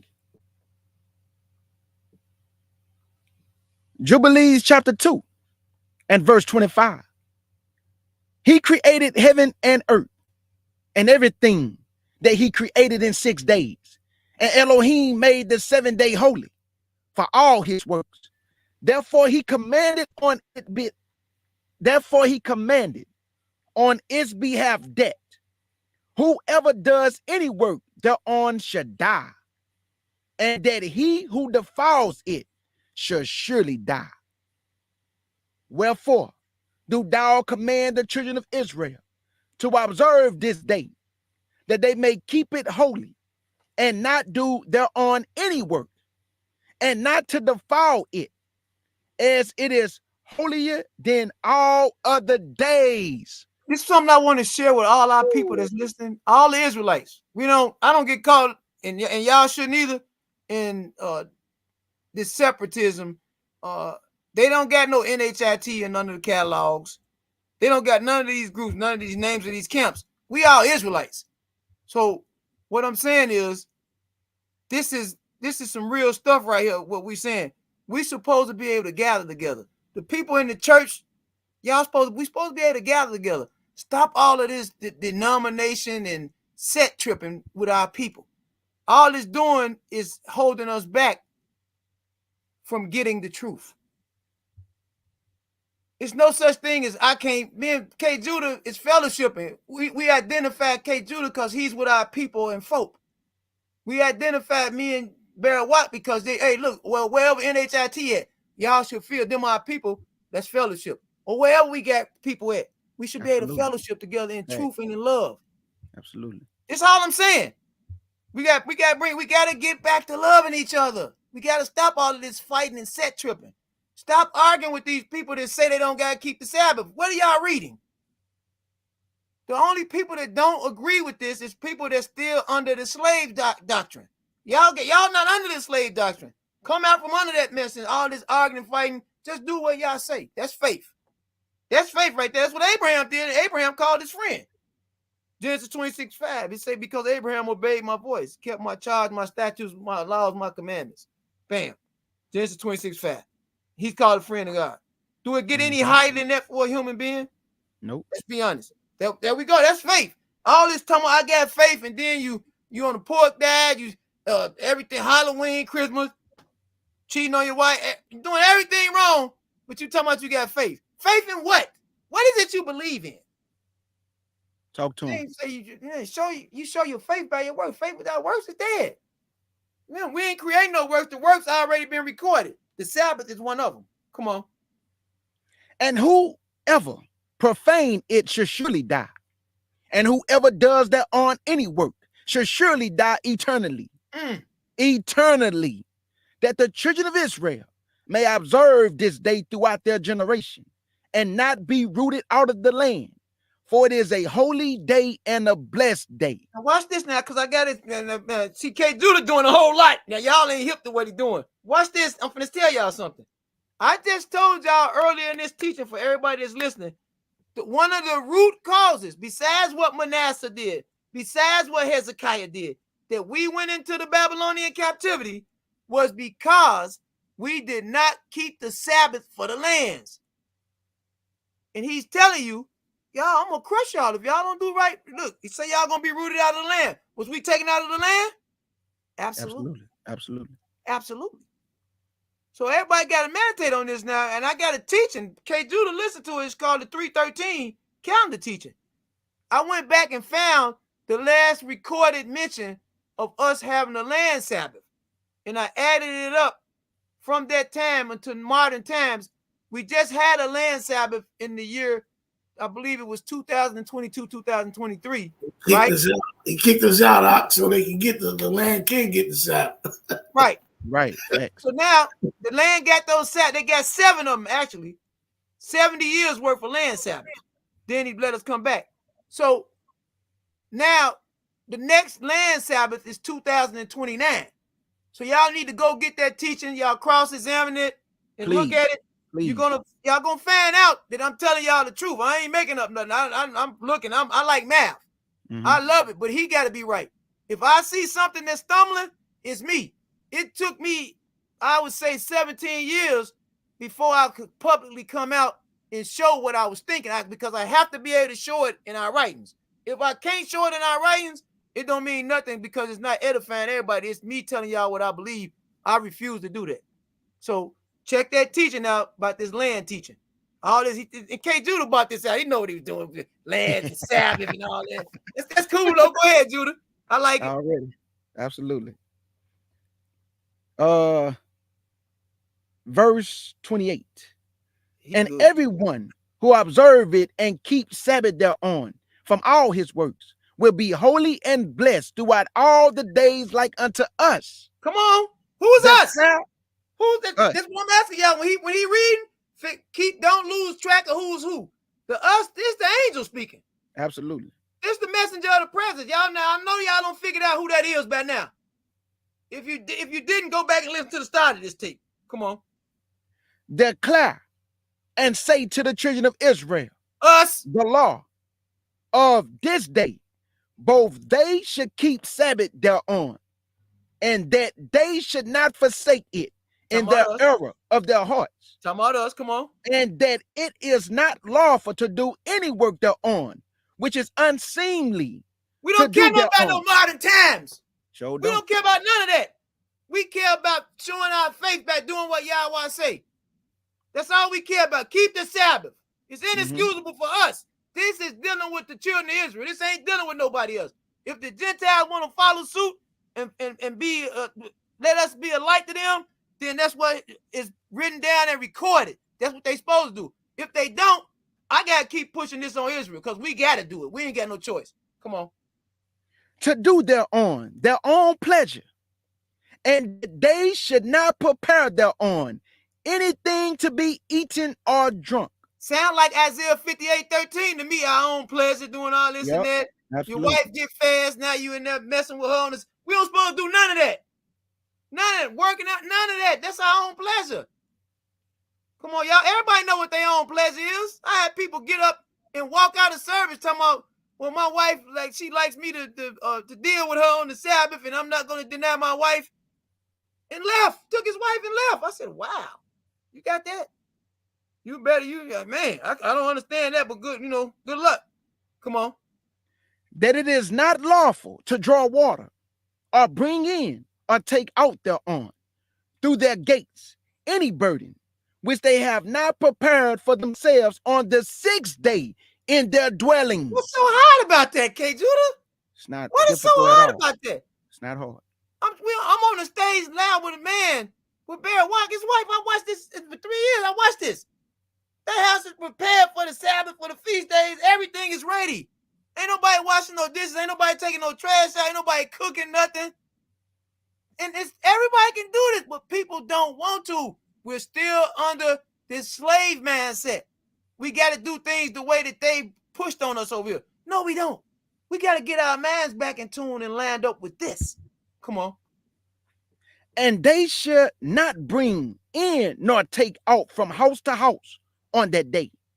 For that day is more holy and blessed than any Jubilee day of the Jubilees. Y'all read this with me. Who does not understand this? Why wouldn't the pastor submit to this? Jeremiah 29, 32, 32 say about, listen, they speaking stuff he didn't send them people. They causing the people to trust in a lie. They ain't gonna see no good. Watch this. And the creator of all things bless it. But he did not sanctify all people and nations. Who he sanctified? Israel. Oh!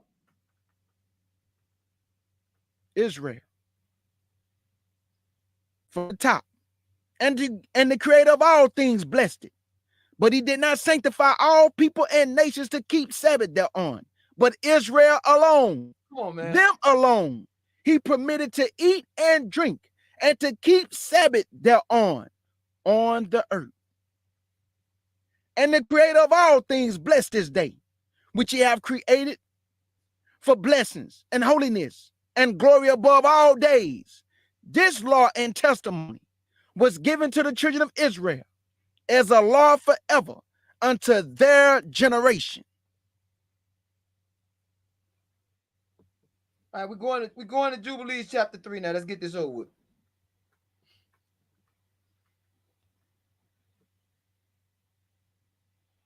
I hope y'all heard that he said this day is blessed above any other day. So, hallelujah. The Sabbath is the 7th day. Because we hear people saying the Sabbath can go from over here, then over there, then this day and that day. He said it is blessed above any other day. So even if y'all tell me there's no Monday, Tuesday, Wednesday, I still can count to 7. It's the 7th day. Talk to him, Elder Yashia. That's right.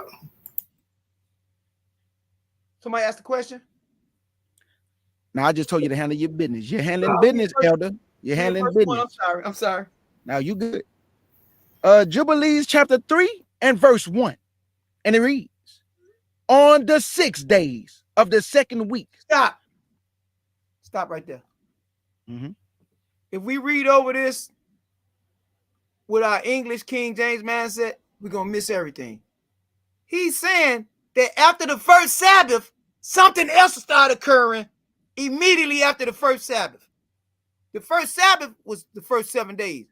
Now, it appears we're in day 8 now of creation. Everybody jot down that in your notes. Watch this. Notice it say the 2nd week. Mm-hmm. And also, I want to highlight something because I don't want to cut you off again. I'm going to let you read. Who is the we that's doing all this stuff? Come on. Watch this. And on the 6 days of the 2nd week, we brought, according to the words of Elohim, unto Adam all the beasts and all the cattle and all the birds and everything that move on the earth and everything that moves in the waters, according to the kind and according to their types, the beasts of the 1st day, the cattle of the 2nd day, the birds of the 3rd day, and all that which move on the earth on the 4th day, and that which moves in the water on the 5th day. And Adam named them all by their respective names. And as he called them, so was their names. And on these 5 days, Adam saw all these. Hold on 1 second, little bro. Mm-hmm. So we was at day 7. Yep. So now 5 more days went past. What day does that bring us to? Everybody that's listening, write this in your notes so you can understand this with clarity. 7 plus 5 is what? 12. So that deals with the first 12 days of creation. Now something else getting ready to happen in verse 3 on down. And on these 5 days, Adam saw all these, male and female, according to every kind that was on the earth. But he was alone and found no helpmate for him. And the Elohim said unto us, it is not good that man should be alone. Let us make a helpmate for him. And the Elohim, our power, caused a deep sleep to fall upon him, and he slept. And he took for the woman one rib, and he took for the woman one rib from among his ribs. And this rib was the origin of the woman from among his ribs. And he built up the flesh in its stead and built the woman. Powerful. And he awakened Adam out of his sleep. And on wakening, he rose on the 6th day. And he brought her to him. Now, if we add 1 day to 12, where are we at? 13. We're in the 13th day after creation. These things did not occur the way that you perceive them in the English King James. Just pay attention now, because some more stuff getting ready to come up. This is the 13th day. Now Eve is created. Come on. And he brought her to him, and he knew her, and said unto her, this is now bone of my bones and flesh of my flesh. She should be called my wife, because she was taken from her husband. Therefore shall a man and wife be one. Therefore shall a man leave his father and his mother, and shall cleave unto his wife, and they shall be one flesh. Hold on a second. Can y'all turn to Genesis chapter 2, verse 21 down? We need to see this, because people get pulled off the road of correctness when they read in Genesis, because it seems like everything ain't in consequential order. Watch this. 21 down. Absolutely. This is Genesis chapter 2, verse 21 on down. And the Elohim, our power, caused a deep sleep to fall upon Adam, and he slept. And he took one of his ribs and closed up the flesh instead thereof. And the rib, which the Elohim, our power, have taken from man, made he a woman, and brought her unto the man. And Adam said, this is now bone of my bone and flesh of my flesh. She should be called woman, because she was taken out of man.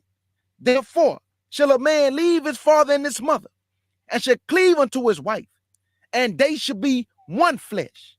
And they were both naked, the man and his wife, and were not ashamed. So listen, now are y'all equating what's happening? This is not a separate creation. This is the second week of creation, the 13th day.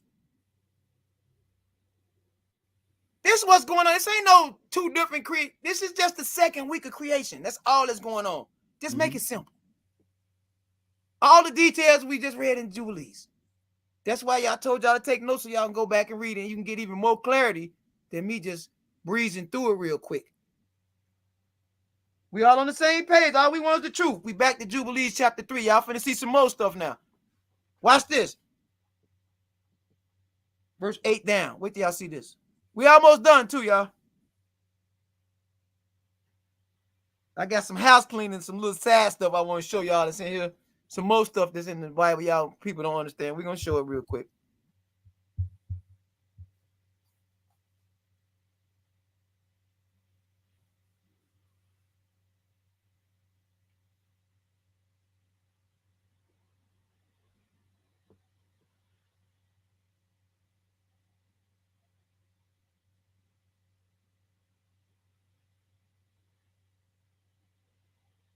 I know y'all probably saying, oh, you could have took us to verse 8 first, Yashia. Why you do that?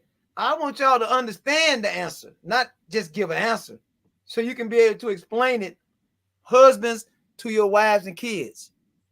That's what this is for, for edification of the nation. And again, Nobody ain't got to say, oh, we don't believe that dude. We don't, where you get. It's right here in front of us what we're reading. I can't force you to believe it. I'm just showing you where we came with it from. And again, this in the Dead Sea Scrolls. We put the manuscript numbers in the chat. It's in the Geese Bible over in Africa and other Bibles in Africa. They over here in America, where they took us into slavery at, they told us that this ain't part of their canon. So y'all, I mean, y'all do what y'all need to do with that. We in verse 8 now, Jubilees, chapter 3. Absolutely. Jubilees chapter 3 and verse 8. And it reads, in the first week was Adam created, and the rib his wife. In the second week, he showed her unto him. And for this reason, the commandment was given to keep in their defilement.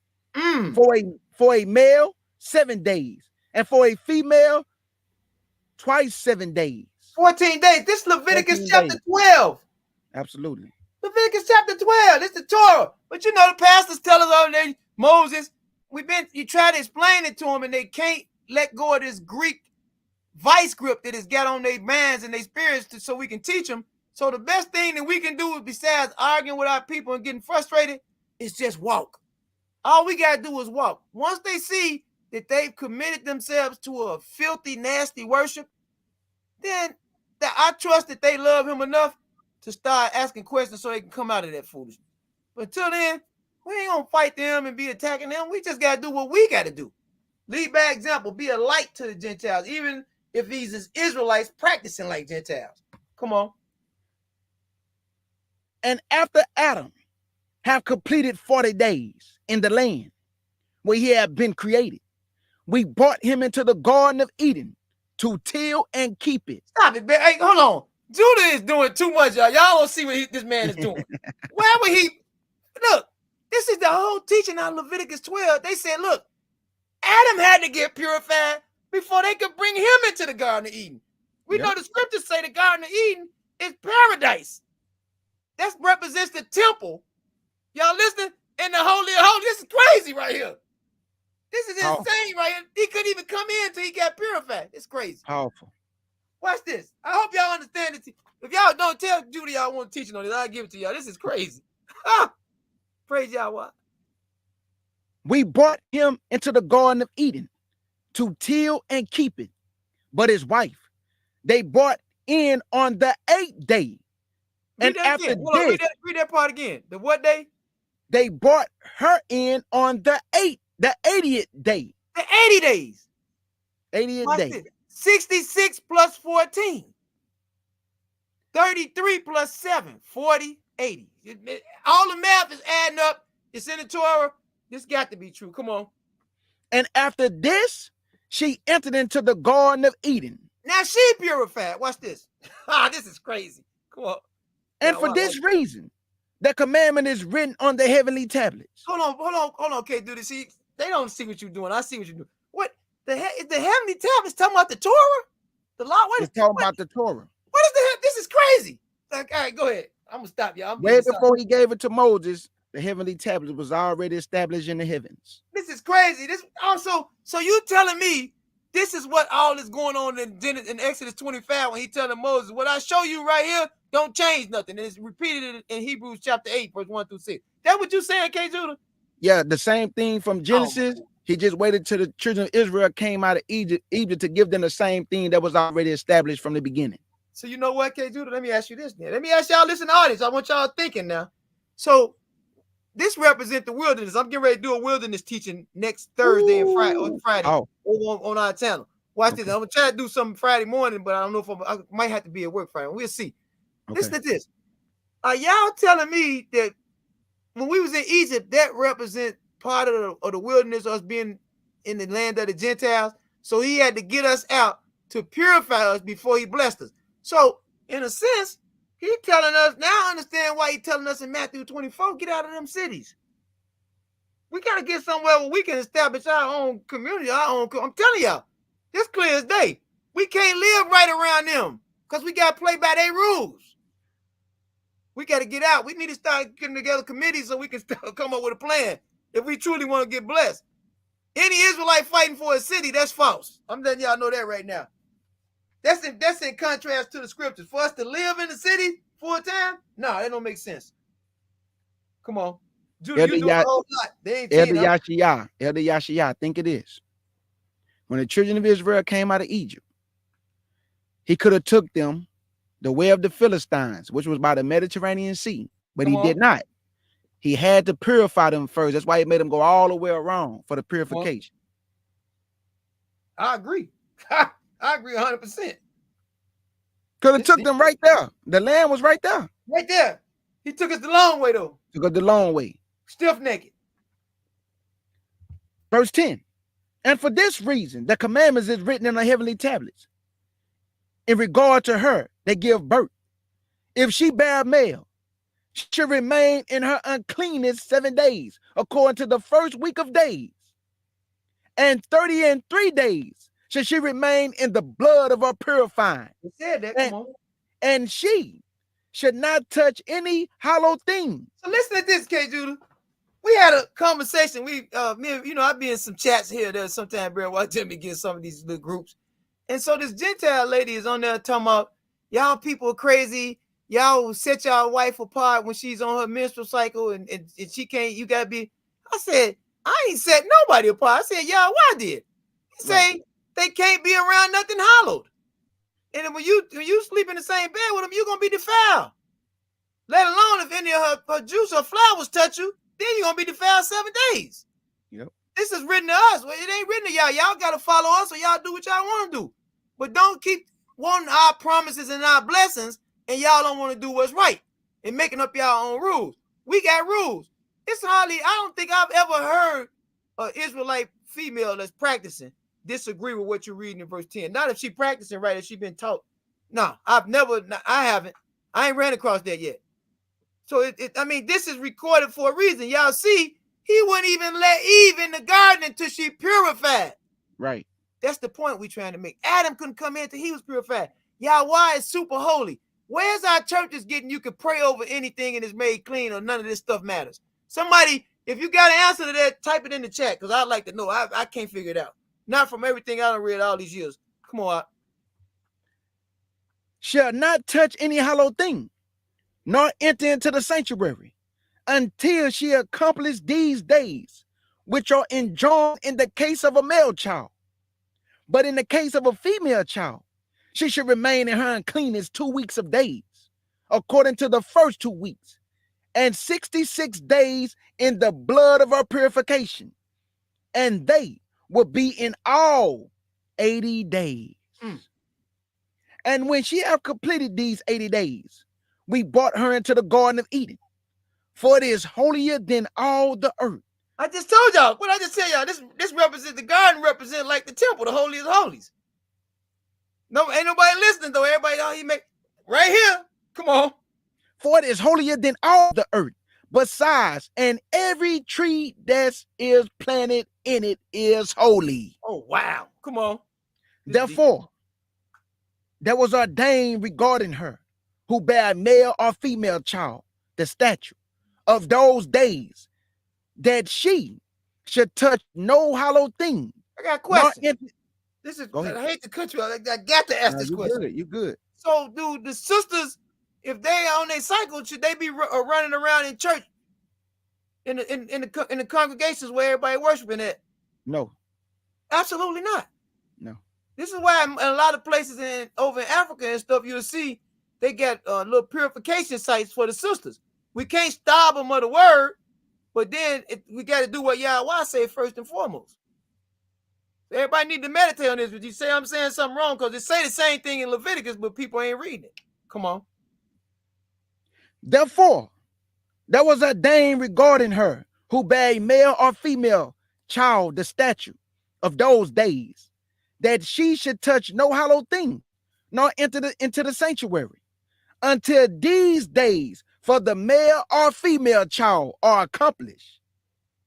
This is the law and testimony, which was written down for Israel, in order for Israel. And it's the same law he gave Moses, Elder Yashiyah? Yes, it is. That's what we trying to tell everybody. About the woman her purification, and when she have a male child and a female child, is the same thing he told Moses, right? Absolutely. Leviticus chapter 12. Absolutely. Absolutely. Let me finish this. Verse 14.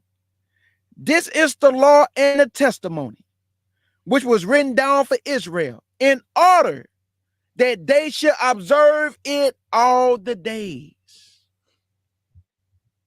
Now that we're done, I'm sure with that portion of it, I got a few little add-ons I'm gonna show y'all real quick. Go down to verse 17 real quick. Might as well show y'all while we're here. Mm-hmm.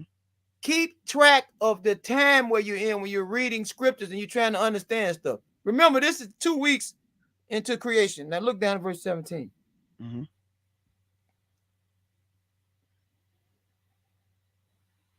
Bear what?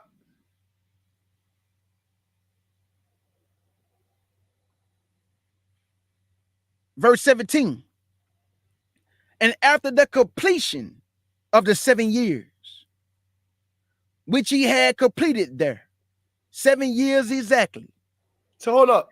So we can understand this. According to Jubilees 3, verse 17, 7 years have elapsed from creation. So this is now in the 8th year of creation, which y'all about to read. And in the 2nd month, Zar, Z-A-W, the 2nd month on the Hebrew calendar. Come on. on the 17th day of the month, the serpent came and approached the woman. So, and go ahead, Elder. Watch this. All y'all that's taking notes, I don't know if y'all writing y'all Bibles. I don't know how you do your notes. I would make a record of this because of what I'm about to show you that comes attached to it. When you read Genesis chapter 3, understand this is 8 years after Genesis chapter 2. 8 years have elapsed. So everything y'all read between Genesis 1 to Genesis 3, 8 years have elapsed. And y'all got to remember this. Verses and chapters came along in AD time. So that's not nothing. That's not part of no manuscript. I'm using it myself now to help everybody navigate where to go look for it. That's it. But when this was revealed, ain't no such thing as church verses and chapters. Ain't no such thing as vows. Ain't none of that. These are all modern innovations. So we know that this happened right here. It's something else I want to show y'all. If we go to Genesis chapter 7 real quick. Remember that date. Remember what month and what day that was. That's when the first great sin kicked in. Look at Genesis chapter 7, verse 11. What do y'all see this? Tell me, y'all, why I ain't like that. Genesis chapter 7 and verse 11. And it reads, in the 600th year of Noah's life, in the 2nd month, the 17th day of the month. Sound familiar? Come on. It sound familiar. Yes, sir. The same day were all the fountains of the great deep broken up, and the windows of heaven was open.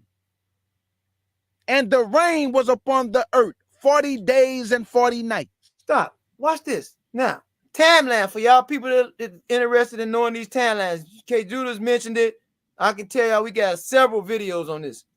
These timelines. All the way until Barrett Watt mentioned when we started the teaching that we was exactly 5,973 years after Genesis 1, according to the King James manuscript. We got more dates based off of other formulas, but I want to point something out to y'all right here. When Noah made 600, Noah was born according to Genesis chapter 5, 1,056 years after creation. So now this is 600 years later, 1,656 years after creation, but it's 1,649 years after the incident which happened in the Garden in Eden on the exact same day, 2nd month, 17th day, 17th of Zar. How y'all like that? That was a little tidbit I want to show y'all. It's something else in Jubilees 3:28 I want to show y'all. It's a whole lot. We could go on for hours. We'll be up all night if we go through this book. I'm talking about like 2-3 days just showing y'all little stuff. It adds up to the scriptures. Mhm. Now watch this. It goes to most of it. I just want to show y'all. People say, I don't believe this, I don't believe that. Look at verse 28. This is Jubilees chapter 3 and verse 28. And it reads, and on that day was closed the mouth of all beasts, and of all cattle, and of birds, and of whatever walks, and of whatever moves, so that they could no longer speak. Oh my goodness. Come on. For they had all spoken one with another, with one lip, and with one tongue. What in the world? Go ahead and read verse 29, because we're going to have to deal with this. We got to deal with this. This is crazy. Come on. And he sent out of the Garden of Eden all flesh that was in the Garden of Eden, and all flesh was scattered according to his kind, and according to its types, unto the place which had been created for them. Look at Numbers chapter 22 real quick, because we got to make sense out of this stuff. How do the scriptures and this go together? We finna find out some of the ways they go together. Look at verse 28. Wait till y'all see this. This is amazing right here. Remember Balaam and the donkey, the mule? Look at this. Absolutely. Watch this. Look at verse 28. Watch this. Numbers chapter 22 and verse 28. And the Elohim opened the mouth of the ass. Stop. Hold up.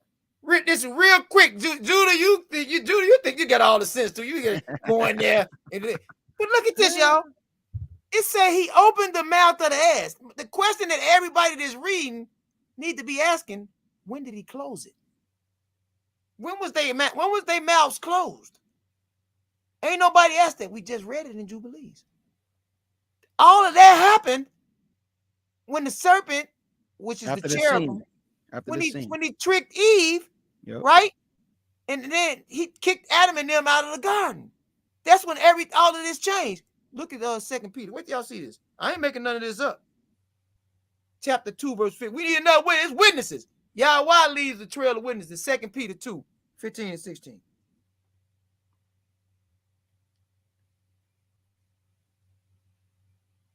This is 2 Peter chapter 2 and verse 15. Which have forsaken the right way and are gone astray, following the way of Balaam, the son of Bezor, who loved the wages of unrighteousness. 1 Timothy 6:10, the love of money is the root of all evil. Come on. Absolutely. But was rebuked for his iniquity. The dumb ass speaking with man's voice forbade the madness of the prophet. Oh my goodness, the second witness.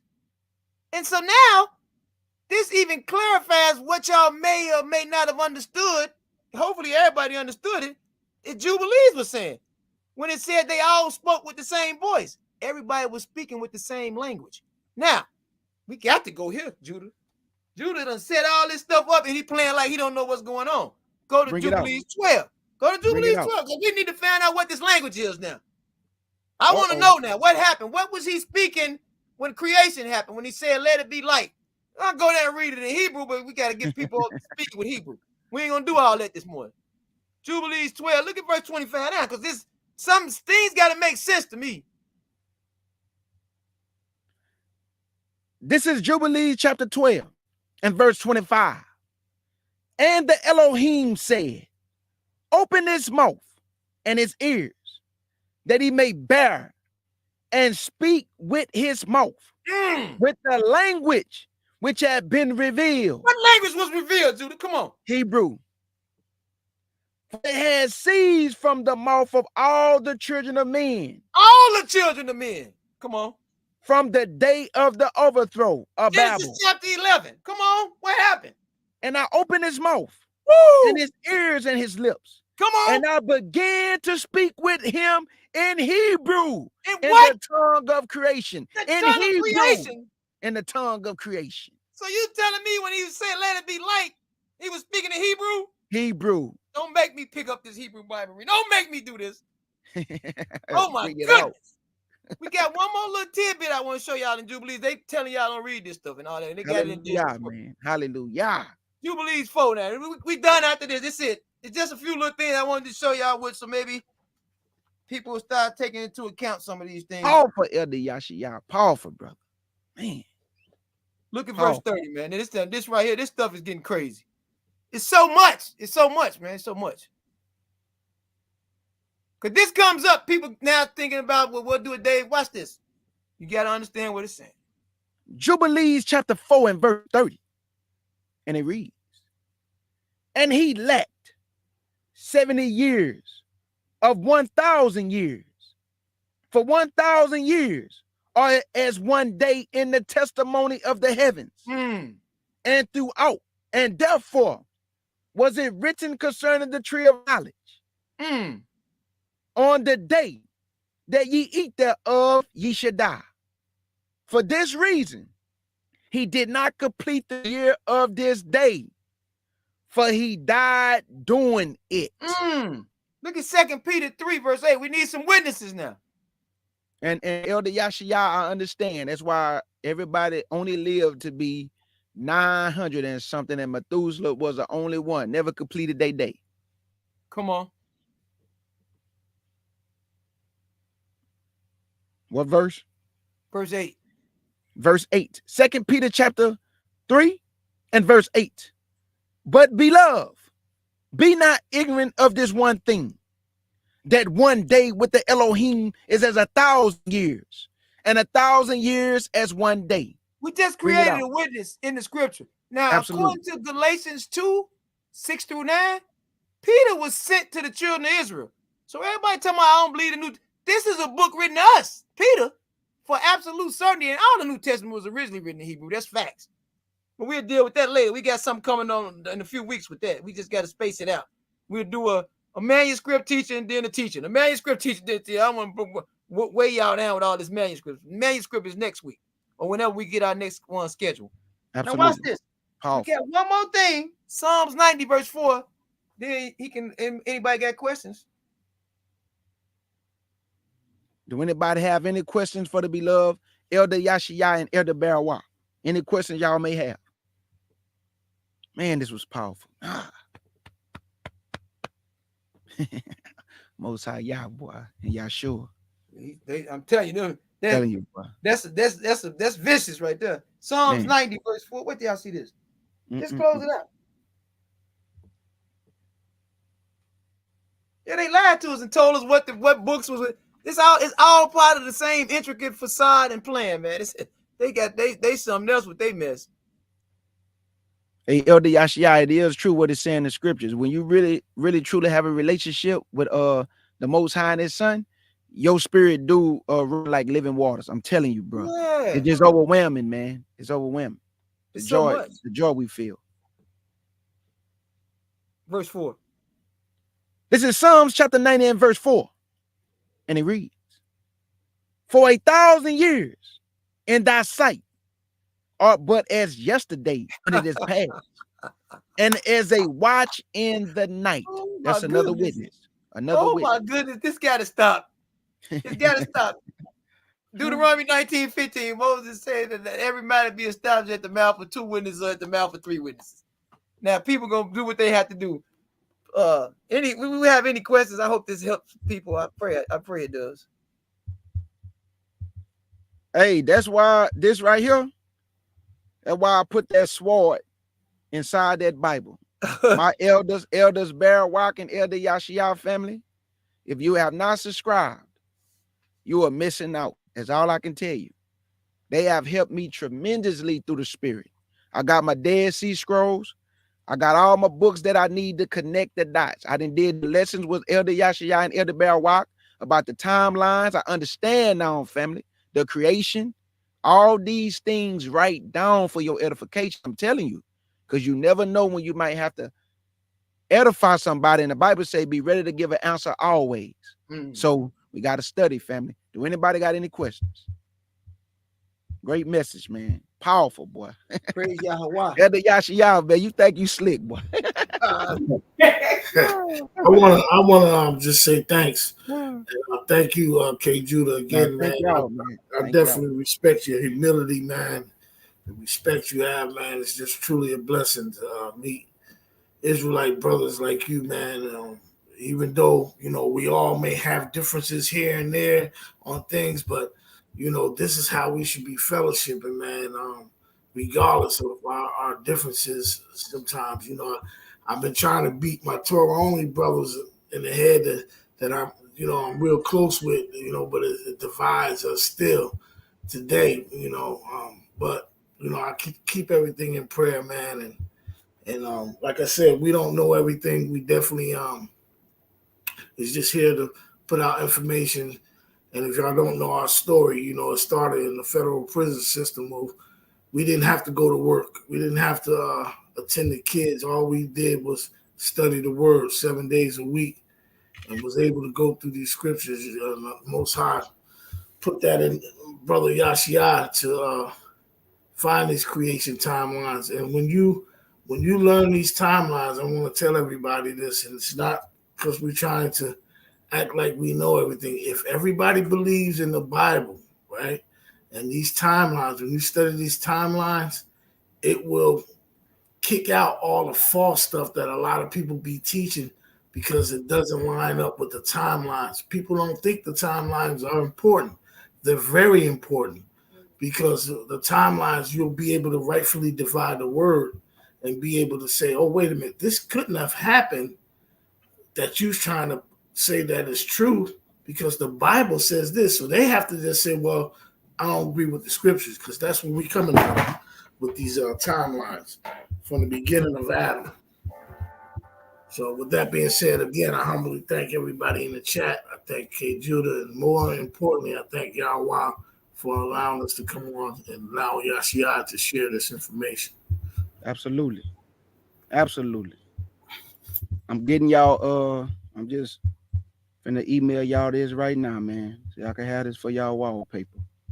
But do anybody got any questions for the elders, man? Please, family, ask your questions. I know somebody got some questions because this right here is what you call a whole plate of food. And I was full, and it was quite delicious. KZ was terrible. That's I'm right. serious, Email bro. It y'all was why delicious. know that show. Yeah, it was delicious. Let me go see if anybody got any questions. Telling me to go down. Y'all need to do another teaching tonight. Hey, Elder Yashia. Yeah. I'm telling you, see, this is what I'm saying. All you gotta do, you and Elder Bell Walk, when y'all have time and y'all say, K. Judah, we could set up something this week. I got y'all. I'm gonna set it up, do a nice intro, let the people know y'all coming on. So, like I say, whenever the elders can come, my platform is open to them, family. Whenever Elder Barrel Walker and Elder Yashia have that free time or that free day to come and edify y'all, this platform is open to them. So I understand, Sis Shannon. I understand. You know, they need to go live again. Yeah, you got the flow, Elder Yashia. I talk with Barry Walk and see if he's available like on Sunday or Monday coming up. I gotta work Monday, but I get off at I'm not sure. We gotta get your schedule, so we gotta get everything lined up. And Okay. then Yeah, we get with them, no doubt. And we will be live tonight, closing out the last gathering. We're on part 2 of the. Absolutely. I forgot the name of the teaching tonight. Purification. Yeah. Something. What was the name of teaching? Purification and reflection. After purification and reflection. Yeah, I will be there in the house. So I will we'll be live tonight, closing out that. If Absolutely. anybody wants to come in and listen, it's dealing with tabernacles. And we'll be closing that out tonight. And we'll definitely be out to come back on. We get with K. Judah and get our schedules right, so we all won't be rushing to get on here from work and all that. So right. Yeah, we definitely be back. I'm just trying to see, do anybody have any questions? But sometimes, Elder Yashia, the reason why some people don't have questions is because when you thoroughly break it down like what you just did, we don't got no questions. We don't know what to ask. It was broken down thoroughly. So that was powerful, man. So maybe my family don't got no questions because it's nothing to say. There's nothing we can ask.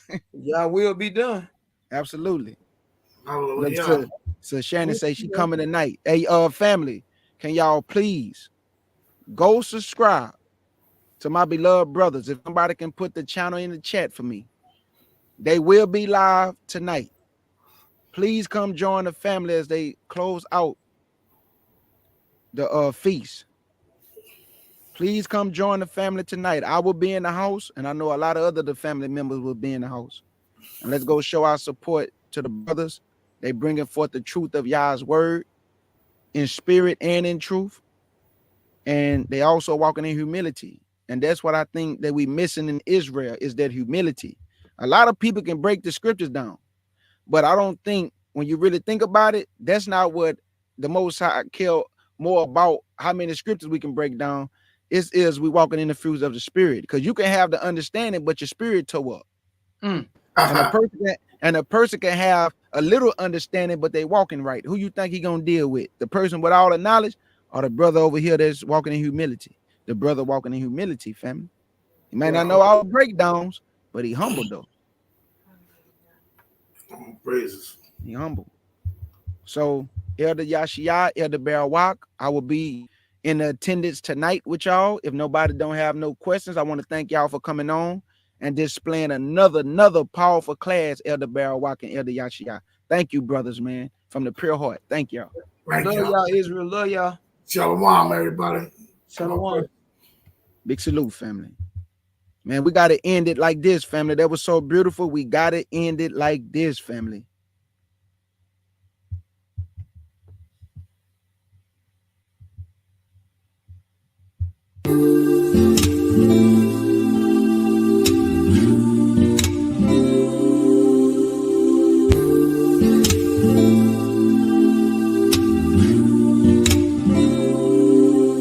If I had to look you in the eyes, I don't think I could handle it. Tryna ask for it. It's not about me or my pride. I'm just tryna abandon it. Can't take a risk. Hands and knees shaking, voice nearly breaking, calling out your name. You know my heart and it's tearing me apart. I just hope you understand. Gotta fight myself each and every day. I keep getting in my own way. So if I fall before I'm taken, will you pick me up and tell me you gon' make it out?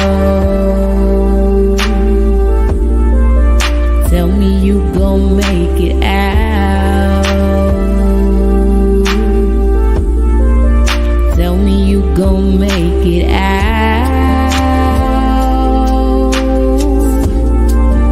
Tell me you gon' make it out. You gon' make it out. Father, can you please forgive me? I ain't been my best. Father, please forgive me. Abba, can you heal my spirit? I'm in need of it. I know that I can handle this, been hurting and still I'm blessed. Time for strength. I'm done looking back, that's my old ways. I'll be moving on like a drag race. Take my hand, show me where the pathway. Fight myself each and every day. I keep getting in my own way. So if I fall before I'm taken, will you pick me up and tell me you gon' make it out? Tell me you gon' make it out. Tell me you gon' make it out. Tell me you gon' make it out. You gon' make it out. Yeah, you gon' make it out. Father, can you please forgive me? You gon' make it out. Can you heal my spirit? I'm in need. You gon' make it out. Can you please forgive me? You gon' make it out.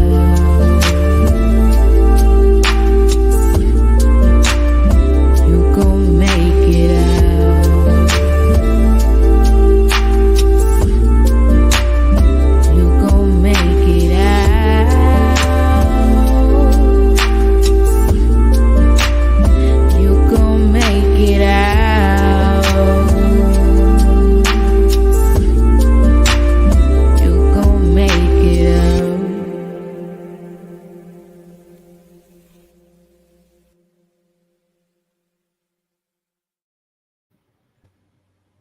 In the words of my beloved sister August Dreams, thank y'all for coming to the Lions Den with the CUC family and my beloved brother Elder Yashiyah and Elder Bear Walk.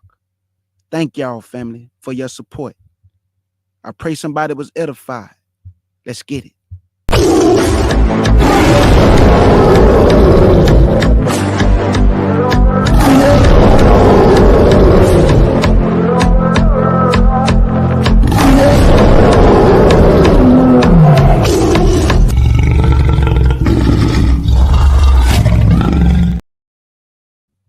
And your brother K. Judah wanna say, Shalom.